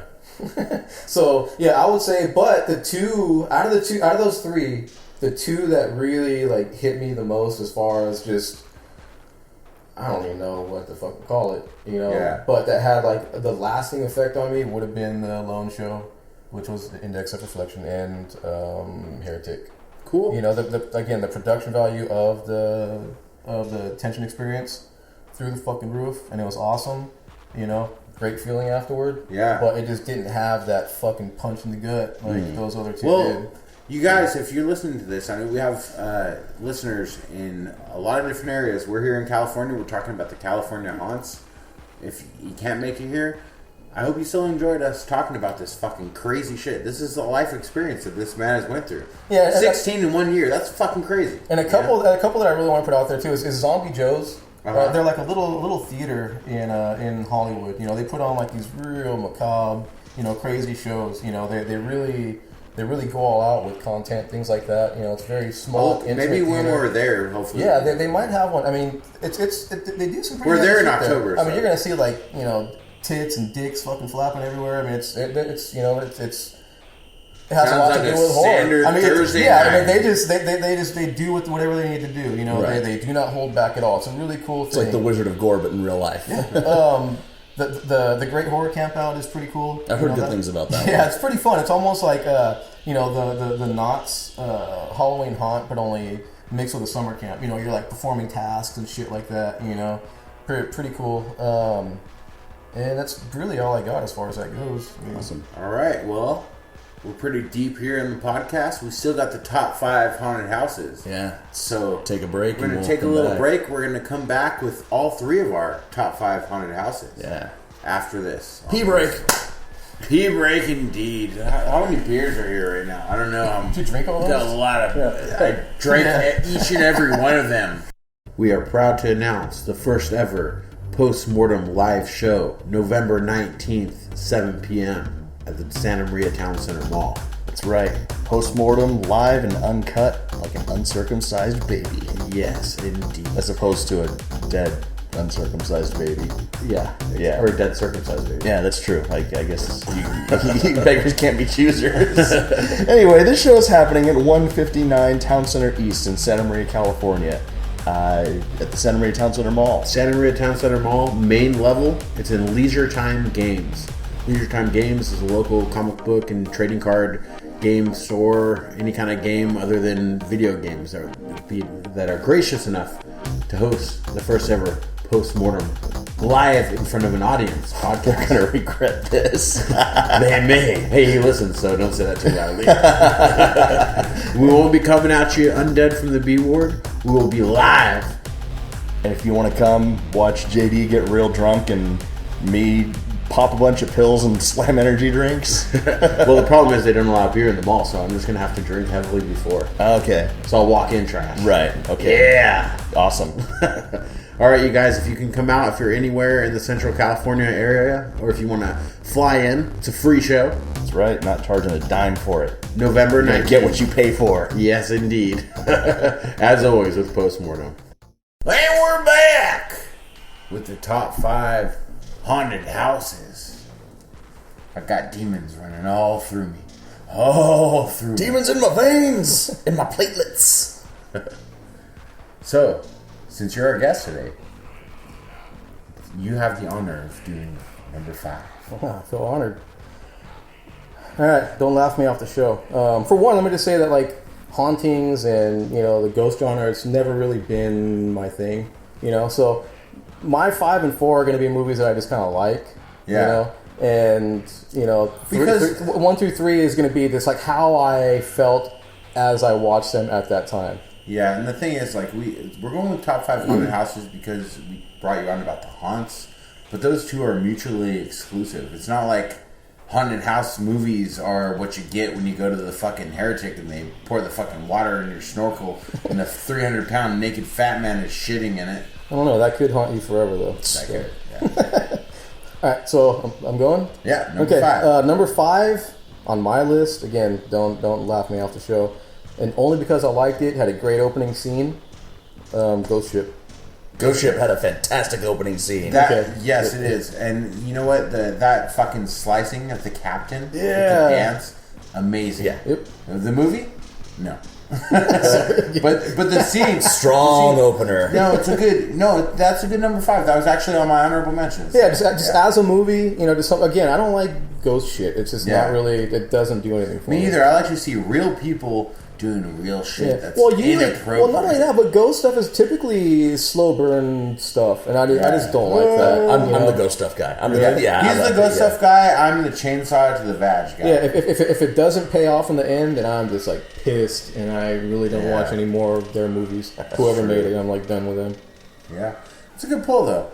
My number 5 is the Witzke family house in Stir of Echoes with Kevin Bacon. That movie, Stir of Echoes? The Bacon I remember Stir of Echoes, yeah. It's good. Wasn't there a sequel? Digs up the girl. Wasn't there actually a prequel to that? Yeah, there's a prequel and there's a fucking like Iraq. Yeah, with Rob Lowe. With Rob Lowe. Yeah. Rob Lowe's a soldier. They comes to Iraq back and from comes Iraq back with Iraqi ghost children in his brain. But for me, Stir of Echoes, the first one, actually, like, this is fucking... It's horrible, and we'll probably lose some listeners over it, but when I went to film class, like, in college, and we had to write, like, some little, like, paper, I wrote it on the Stir of Echoes. Which is not a good movie. It is a good movie, but it's not like paper worthy. But it had to be. I can't remember the subject, but it was something about like finding something within your. The subject called for it, so I did it. But yeah, the movie's good. Yeah, but the sequel's not so much. No, not so much at all. Rob Lowe's a piece of shit. I saw Stir of Echoes. I don't remember anything about it, except Kevin Bacon was in it. Yeah. And he was like digging some hole in his basement or some shit. And his floor. Is that what it was? I have to dig and drink orange juice. If you dig it, they will come. All right, Don, what's your number 5? My number 5 is 1980 film starring George C. Scott, The Changeling. He's an author who moves into this house because he lost his wife and his kid, and he's trying to write a book and like work out his demons from the death of his family. And the house is haunted by a little kid who pushes around this creepy ass wheelchair, and kind of stirs up his old memories while he uncovers the story of the kid and his fucked up life. That's a good one. A creepy ass wheelchair. It sort of set the precedent for that Silent Hill took with and ran. That's a good one. What's your number 4? My number 4, and some people might say this could be number 1. I mean, I kind of fought this also, but as far as like what it made me feel at the time, I just thought it was a great movie, but it didn't like. There's not like an effect that it had on me. Is Cemetery Man. Great movie. That's a great movie. Yeah, great movie. I would classify it more as zombies than ghosts, wouldn't you? No, because the girl continually like coming haunted. back. Yeah, that's she true. was being haunted by this woman. Dude, that might have been my like number 2 or number 1. Yeah, like I said, I mean, that's a good pull. And the whole world that he lived in was haunted. Like, especially when they went to the edge of the world at the end and all that. I need to rewatch that. You know what? Next time we do Nostalgia Killers, we need to do that shit. I've got that shit on DVD. Yeah, I'll watch it. I haven't seen it for fucking years. So. My number 4. House. The movie House. It's my number 4 also. It's your number 4 also? Okay, let's pile on. Ding Dong, You're Dead? Yes, dude. House is fucking awesome. House 2 is not as good. I love House 2, but House 2 was silly. I mean, House 1 was silly too, but House like... is great. Yeah, I haven't seen that since I was a kid. It's like a psychological harrowing. Like, the haunting is in the dude's brain and then manifesting through the house. It's a weird movie. You know the bad thing about those is that, look, I can't go back and watch old movies. You know, because sometimes I just totally fuck them up for myself. You know? Like that's why we came up with the Nostalgia Killer segment. Yeah, we have a segment where we go back and watch old movies and see. See, I don't like that shit because I mean, something that I thought was like awesome. That's why we do it. It just fucking destroys the thought and memory of it. So I just leave those things alone. You know, when we do our good and bad movies of the week, we only review movies that we have never seen before. When we do Nostalgia Killers, we intentionally watch a movie we have not seen for many, many years. Which is my top 3. Yeah, see if it holds up. So. Yeah, House is a great movie. Bull from Night Court is the fucking Vietnam era zombie. Like, that's awesome. Everything about that movie was so great. It was so smartly done, and you know, whether it was happening in his coffins brain, popping up and shit, or actually in the house, you never really are quite sure. And it's like a great little glimpse into like his own personal hell. It was like Jacob's Ladder if Jacob's Ladder had humor. Yeah, and if Jacob's Ladder was in one set. Yeah. You know? Yeah, very limited that was storytelling. almost on my list, but the thing is, it's not a haunted place. Like, we went with haunted houses, like, and I have some things that aren't a house, per se. Right. But it's not multiple locations, you know? So. All right. Down to number 3. Number 3, this isn't,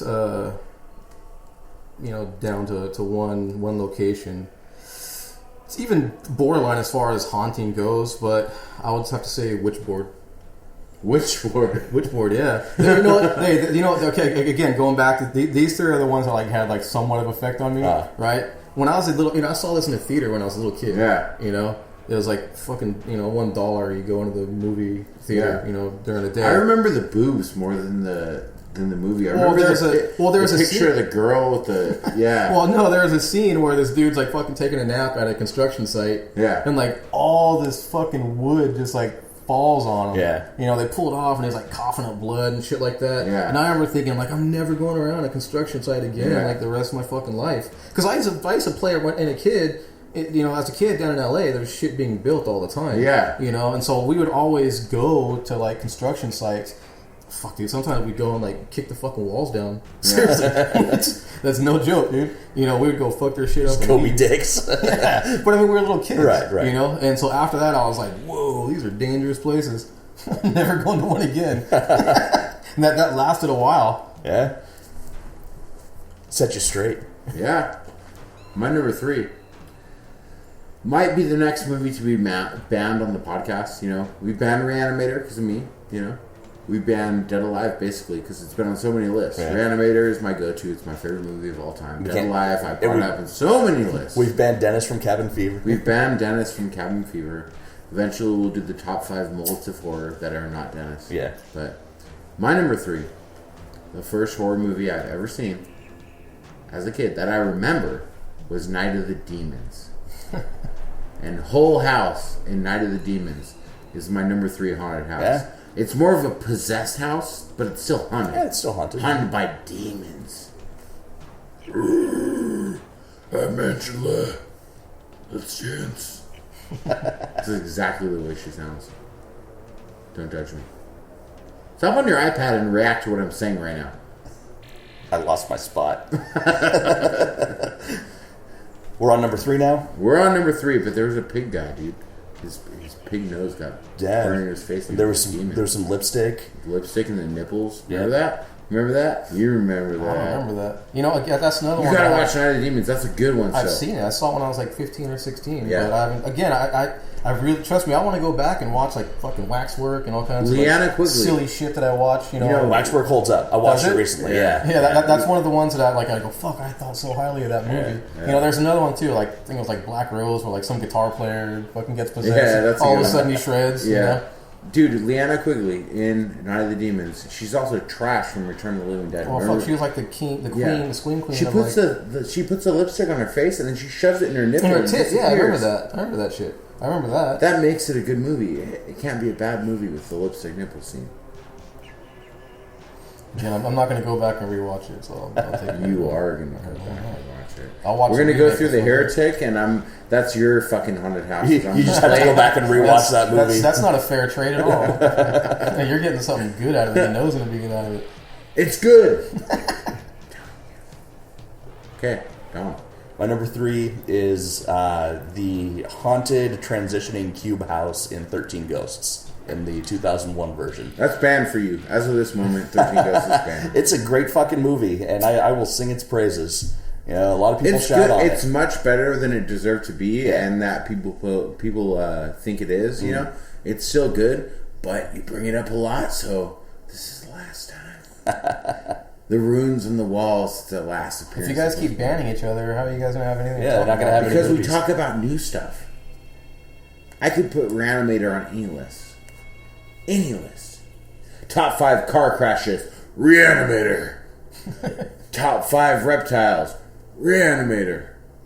Top 5 aquatic scenes. Reanimator. Top 5 severed head oral sex scenes. Are you just running that list down because you've been banned? You're just trying to get as many as you can in real quick? Yeah, saves much time. Actually, it would not apply to any of those lists. You found a loophole? Trying to find a loophole. The ban? Okay. Number 2. Number 2, pretty old movie, The Legacy. I don't think I've seen that. Yeah, it's like from like 78 or some shit like that. Yeah, it's actually, I mean, from what I remember, I saw it, you know, when I was a kid again, you know, and it really scared the shit out of me. You know, there's a scene, and this is really the scene that kind of like got to me, you know, Roger Daltrey's in it. Awesome. You know, and he's fucking choking on a chicken bone, you know, and some like nun comes in and like fucking carves it out of his neck, you know, and he dies. Really? Yeah, Wow. when I was a kid, that scared the fuck out of me, and I was like... Roger Daltrey, too. The Who. And like, to this He's day... Tommy. He wasn't in this movie, though. Tommy, can you hear But yeah, so I mean, to this day, you know, like fucking chicken bones has been one of those things that I've always been weary of, and I wonder if it's because of that fucking scene. Like the dude in Beetlejuice, he's got the chicken bone in his neck. Yeah, she just like carves that shit out, and he just ends up fucking dying. It's called The Legacy? Yeah, I'll have to check that out. We're not going to take it. And I don't mean Twisted Sister, I mean The Who. Okay. We're not going to fake it. Never did. Never will. No one knows what it's like to be the bad man. Okay. My number 2 is the Maitland house in Beetlejuice. Beetlejuice. Yeah, it's a haunted It's a haunted house. He's the ghost with the most. The ghost with the most. Why is everyone looking at me funny? You're very enthusiastic right now. Beetlejuice is amazing. Go back and rewatch it. Absolutely. It's fucking awesome. Probably Tim Burton's best movie. He becomes like a serpent in a funhouse. Have you ever seen someone become a snake and a funhouse in one movie? No, I've never seen anyone become a funhouse anywhere except in Beetlejuice. Yeah. His arms roll out and throws metal bits at people's mouths so they can't talk. He hits on the girl that's sliced in half. Yeah. I'd do that. Yeah. Tries to steal the witch doctor's... you know why? Because if you only got the bottom half, there's no mouth. There's no mouthing off. There's also no BJ's though. So. Yeah, but you got the stump. You know, there's a hole right there. Well, like where your intestines would go down. So, like, you don't have a mouth, but there's like a hole to fuck at the top of the stump where the legs are. I would think the spine would be worse than teeth, though. Yeah. Okay, so then there's bone marrow, right? Like bones are hollow. So if you fit in that, I feel bad for you. Don't you ever judge me. Don't you ever judge me like that. Number 2, Dan. My number 2 is The Others. You're the last guest ever. We're never going to put up with this. Delete. Trash the episode. Yeah, my number 2 is The Others, the ghost story told from the perspective of the ghosts. Nicole Kidman? Yeah. Brilliant fucking movie. And, like, I had totally bypassed it when I first saw it because, like, I don't give a shit about Nicole Kidman. Yeah, I would say don't give the spoiler, though, if anyone I has like seen it. Eyes Wide Shut. Really? Yeah. Yeah. Kubrick? Yeah. I think that's Kubrick's worst movie. It is his worst movie, Yeah. but there's a lot of boobs, and it came out in like 1995, 1996. Yeah. That was about the age of some kids, you know, like a 10 or 11-year-old age. Yeah. And I had the VHS tape, and I used to pause and just beat the shit out of my dick. Like it owed you money. Yeah, like it owed me money. I used to just beat holes into the walls, then fuck the hole. Skin it. Just like you're whittling like in Boy Scouts. Yeah.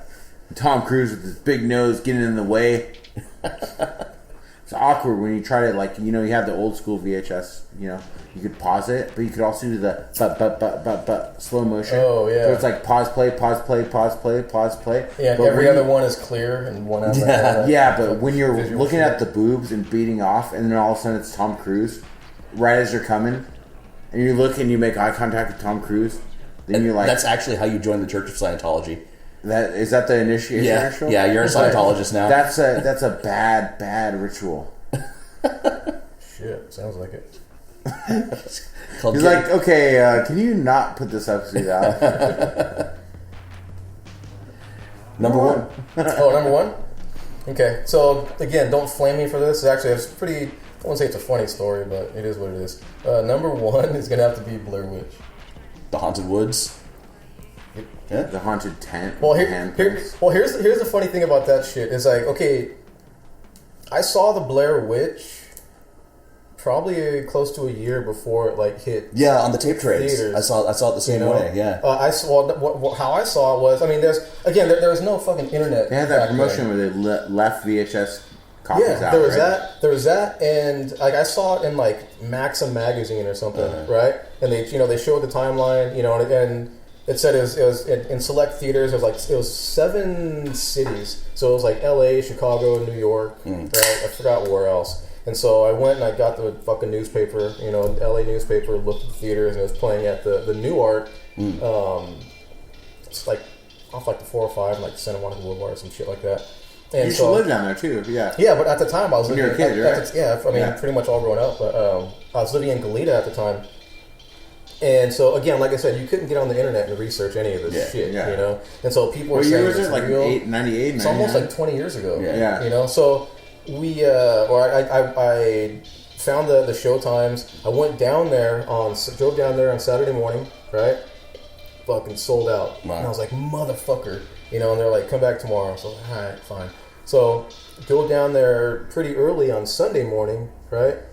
Fucking sold out for that day too, right? So you drove from Goleta to LA to see it, then back to Goleta, then back to LA, then back to Goleta. Yeah, so here's the thing. So then she goes, but we added a midnight showing tonight, and we have tickets for that. So I go, all right, fine. So I fucking bought tickets for that. So in one day, I fucking drive to LA, right? Buy my tickets for the midnight show because they're sold out for that day. Go back to Goleta, So like around 10 an o'clock. hour and a half, 2 hours, right? It's about fucking 2 hours, yeah. So then fucking that night, go back to there, and watch this movie. And again, at that time, everybody thought that it was real. Oh yeah, I got it on I got a duped copy of it from a tape trade. Yeah, I saw it on VHS as well. Before it was in the theaters. Yeah. Again, like I said, this was like close to a year before people were even talking about it. Before they were on the MTV Video fucking awards. Yeah, so we watched it, dude. My girlfriend at the time is fucking crying and like saying prayers. That end scene, even the tent and scene. You're like got crazy. your dick in the popcorn. She's like saying prayers. You got your dick in the popcorn. You're like, hey, no, that was a fucking scary movie, man. That really was a scary movie. That was it still holds up. It is the best found footage movie of all time. Yeah, so again, the tent scene was crazy, and then like at the end when they're running around that house, and then like they see the fucking Mikey dude in the corner. Like what the hell is happening, dude? Like I said, my girlfriend at the time was just fucking crying, saying prayers, and just wigging out. And you're sitting there with the popcorn. No, dude, I was fucking scared too. I was just like, this fucking sucks, man. This is a crazy ass movie. You're scared, but you still have the popcorn thing? No popcorn. No popcorn. Okay. Goddamn. Yeah, so I mean, the whole theater was just fucking quiet when it ended. Yeah. You know, you're looking around and everyone is just like fucking freaked out. The hell did I just see? Yeah, so as far as like effects that movie's had, that's and with the budget, everything, it is a great movie. Like in my opinion, the first one, I don't like the second one. I know Dom does. I never even saw the second one. The remake, we is there a remake? Yeah, there's a new. It's a sequel. It's a sequel, but hey. Oh yeah, it was called The Woods. Yeah, yeah, but we heard that had 99% on Rotten Tomatoes. but now it's down to 50. Yeah. So and then it came out. The critics were like 99 there. That's what you get when you give fucking cash to people. Hey, review our movie at this. We're gonna pay you. It's 99% before it comes out. It comes out with 50%. That's bullshit. Yeah, that's a big drop. Yeah, it's fucked up. But yeah, so that's my number one haunted movie. I think what sucked is like once it became really popular, you know, people were just like, that movie fucking sucked. Yeah. It's because it doesn't get its due because it's been parodied. Like the scary movie, all that shit. It's been parodied so many times, and it's such a pop culture thing now to where no one, if you never ever saw it and you watched it in a quiet room with the lights off, like you watch it here with the fucking big screen. If you didn't know shit about it, lights out. It'll fucking you get be you. fucking into it. It'll get you. Yeah. So and again, like I said, there was no way to research it. Yeah, you know, internet was like what the hell movie yeah. would feature a girl with snot actually coming out of her nose in the movie Yeah. theater? Like this shit has to be real. Yeah. yeah. All right, my number one is the Overlook Hotel in The Shining, haunted hotel. That, in my opinion, The Shining is the best haunted movie ever. Stanley Kubrick is the shit. We all know that from Clockwork Orange, Full Metal Jacket, everything he's ever done. And the book by Stephen King of The Shining is fucking awesome. And the haunted hotel, the Overlook Hotel of The Shining, you got the old woman. She's hot and she's old. And she's got the scraggly beeve. Boo! Here's the boner. Boo! Yeah. Yeah. The Got fucking the guy in the hotel. dog costume and the Yeah. You got Scatman Carruthers Oh yeah. in the snowmobile. Well, you know what? Have you seen the documentary about The Shining? It's on Room Netflix. Like Room 217. 237 Yeah. or some shit. 217. And it talks about how they 237, made it so disorienting by like the scene where Danny's riding the big wheel around the hotel. Yeah. It's impossible for it to do what Yeah. he does, like the way that they make Danny go around corners and all of a sudden he's downstairs and upstairs. Yeah. And that whole effect just made it like otherworldly. There was another one that they did too, because I watched that documentary too, where they're crossing like a street and there's a fucking car coming to them, and like during this shot, I mean, it's gonna fucking hit them. Yeah. You know, and then right when it's about to fucking smash into them, you fucking edit it, boom, Yeah. splice it, and gone. And you're like, Is he a well, what the ghost? fuck happened? Yeah. Yeah, the whole thing was just designed to like take your sense of what was supposed to be and make it go away. And, like even the interview scene where Jack's getting interviewed by the manager of the hotel. This is actually the same guy that made the Nightmare. Really? Yeah. Okay. Made the nightmare. The documentary. Oh, okay. Oh, That's sleep paralysis. The Nightmare, the documentary about It's a great sleep paralysis, documentary. to me, is the best horror movie that's been around for 10 years. And I will challenge you to tell me that there's a better horror movie that's scarier. That scared me more than anything that else. movie scared me because I have parasomnia issues, Yeah. so I know I exactly think what it's it's like. one of the greatest horror movies of all time. And one of the greatest documentaries of all time. The reenacted scenes and stuff, fucking on point. Yeah. I have two really good friends. They're brothers who had that shit really bad. Not to like jump off topic, or from what we're really doing, but what we do one on of the them, show. yeah, like one of them, we were somewhere around 18 or 19. There was like 2 years where he was just like a fucking dick to everybody. We couldn't figure it out, man. You know, like what the fuck's going on with this guy? Why is all of a sudden he's like a really fun, friendly guy? You know. Years later, it turns out that like he had like sleep paralysis, like in his like room so bad that he would just like not sleep, or he would like sleep in his car or in just like weird places where he wouldn't have it. So it would just be in his room. And he would just fucking, he was just exhausted, you know, and he was just always tired and always being grumpy fucking asshole to everybody. That makes sense.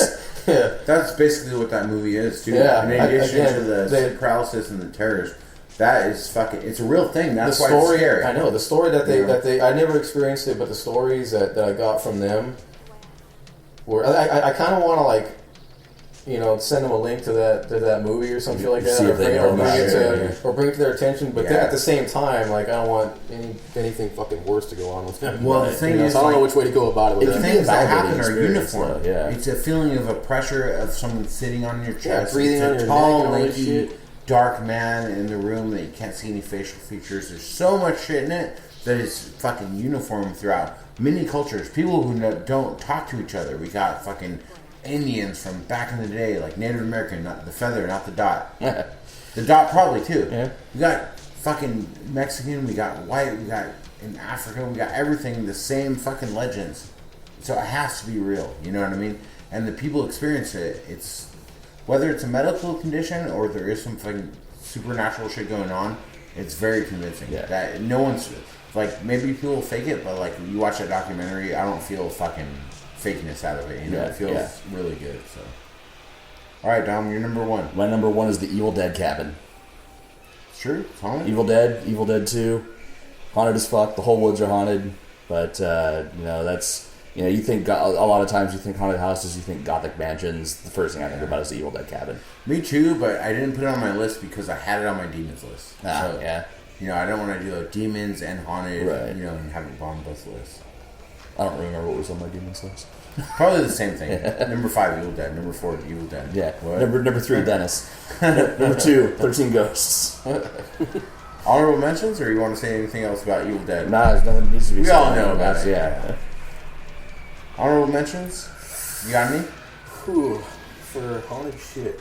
Cool if you don't. You can pile on stuff. Talk about You know what I thought Paranormal Activity was pretty good, actually. The first one. Yeah, the first one. First one was I thought good. The first one and the marked ones. The marked ones. The marked ones is good too in Ventura. Yeah. Have you seen that? Yeah. No, what is it's it? worth marked ones. It's like 4 or something. It's like that. 3 or instead of 4. a haunted house, it's a dude like chronicling his life, and it takes place in like a primarily Mexican area of Los Angeles, like a ghetto. Yeah, and it goes in like Oxnard. really Oxnard, and it goes like kind of like deep into like Santeria culture and stuff like that. Yeah, it's a deviation from the rest of it, but then it ties it together. It's better than number 1. Yeah. That's my favorite Really? than number 1. Yeah. Yeah. You should watch it. The rest of them suck though. Yeah, I liked that one a lot, actually.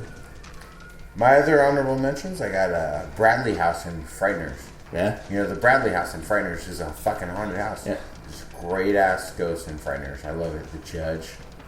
The black guy with the big afro. Yeah. And he's, Was he like a 70s guy? Yeah, but he's the same guy then Let's Go to Prison. He's like, Yeah. like a soft baby duck on Easter morning. That's him? Yes. Get the fuck out of here. With No, the it's afro. not. Yes, it is. Yeah. Shy McBride. Yep. Like a soft baby duck, baby. On Easter morning. Opening a winery. Opening the fucking baby duck winery. I would think that the... Wants to make sweet I would love to think him. that the fucking Make- dude in the Frighteners would be like 20 years older than No. that guy. Make your angry face. You kind of look like you got to take a shit or something. Then I got House on a Haunted Hill. Yep. Even the remake is good. I love the remake. I love the Vincent Price, but the remake of House on a Haunted Hill is still good. Jeffrey Rush playing the Vincent Price part is Yeah. excellent, and Jeffrey Combs is scary as fuck in that movie. Yeah, Jeffrey Combs is awesome. Yeah, he was on one year list. What was he on? Doctors? I think Top so. 5 Doctors? Yeah, Vanikit, yeah. Yeah. Amityville Horror is the haunted house. Fuck Amityville. The first one's good. I hate that. I haven't story. watched it original? since I was a kid. The original's good. The rest are shitty. The remake with fucking Ryan Reynolds is fucking Die. abysmal. Yeah. 13 Ghosts, which is the Dom pole. Yep. It's haunted shit. Crimson Peak, because it has the dudes. Yep.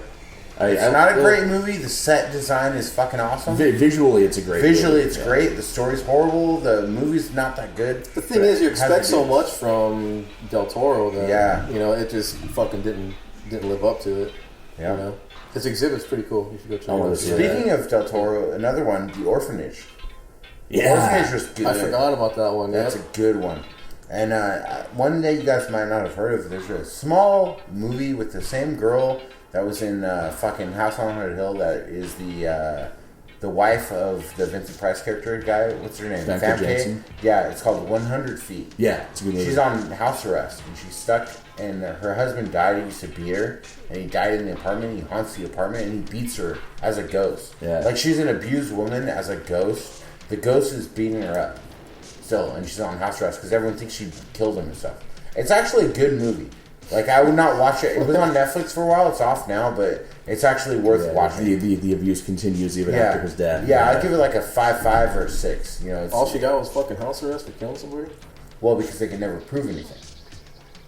And they let her off because he kicked the shit out of her all the time. So, anyways, so The Orphanage, the Yankee Peeler Inn from Innkeepers. That's a good one. That's on my list, too. You see Innkeepers? I did not. You know, I don't like that guy's movies at all. Ty West? I do not like Ty West shit. He's like, another slow burn movie. He is. Innkeepers is good, though. I didn't like the Did Innkeepers. you see, what's the cult one, Dom? The Relevant or some shit like that? No. I just watched it, too. Sacrament. Yeah, Sacrament. Yeah, I Do knew you like that? shit like that. Never watched it. I won't give him another chance unless I hear What something. did you see that you didn't like? Was it Innkeepers? Fucking saw the Innkeepers. I saw House of the Devil. House of the Devil is so overrated. Yeah. What the hell If was that you movie? never about saw that? What was his first one again? I don't know. Not a fan. Yeah, I don't know. Watch The Sacrament. It's a good cult movie.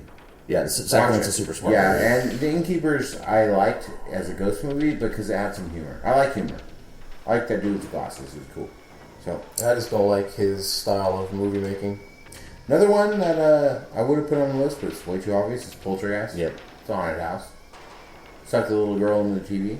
Yeah, but I mean, that's I don't know. Again, that's not really my thing. I'll never Stupid watch movie. it again. Yeah. It's just not. No, it's not as good as when you first see it when you're a kid.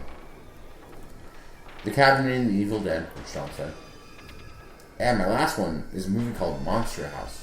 It's an animated kids movie. Like a CGI style kids movie called Monster House. And it's really good. I watched it with my girls, and it was a good movie. Yeah, it's pretty well done. It's very well done. It's a kids horror movie. All CGI, and I loved it.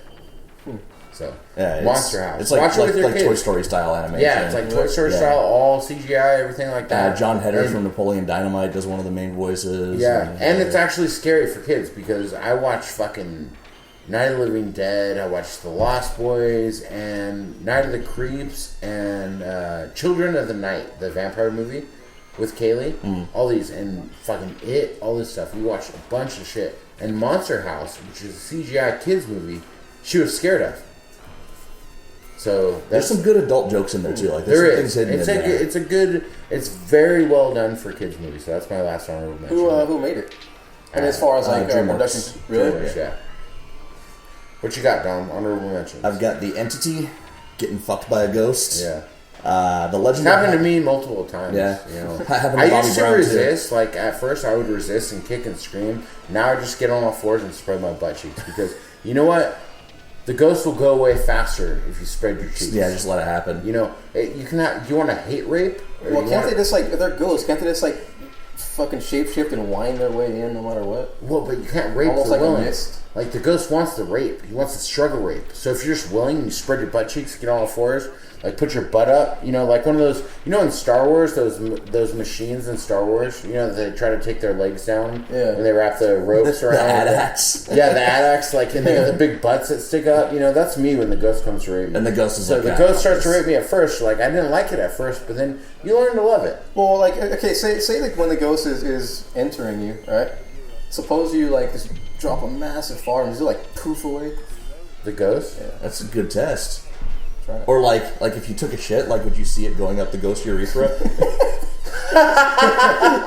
It's like a reverse Play-Doh fun factory. Ghost urethras. That's the new rating system. We're going to retroactively go back in this podcast. It It's just fucking very mushrooms long, out. and we're going to go and put that back in there. Yeah, we'll do that. Legend of Hell House, 1973. That's a good one. Good one. Not the English version, but the Japanese version of Ju-on the Grudge.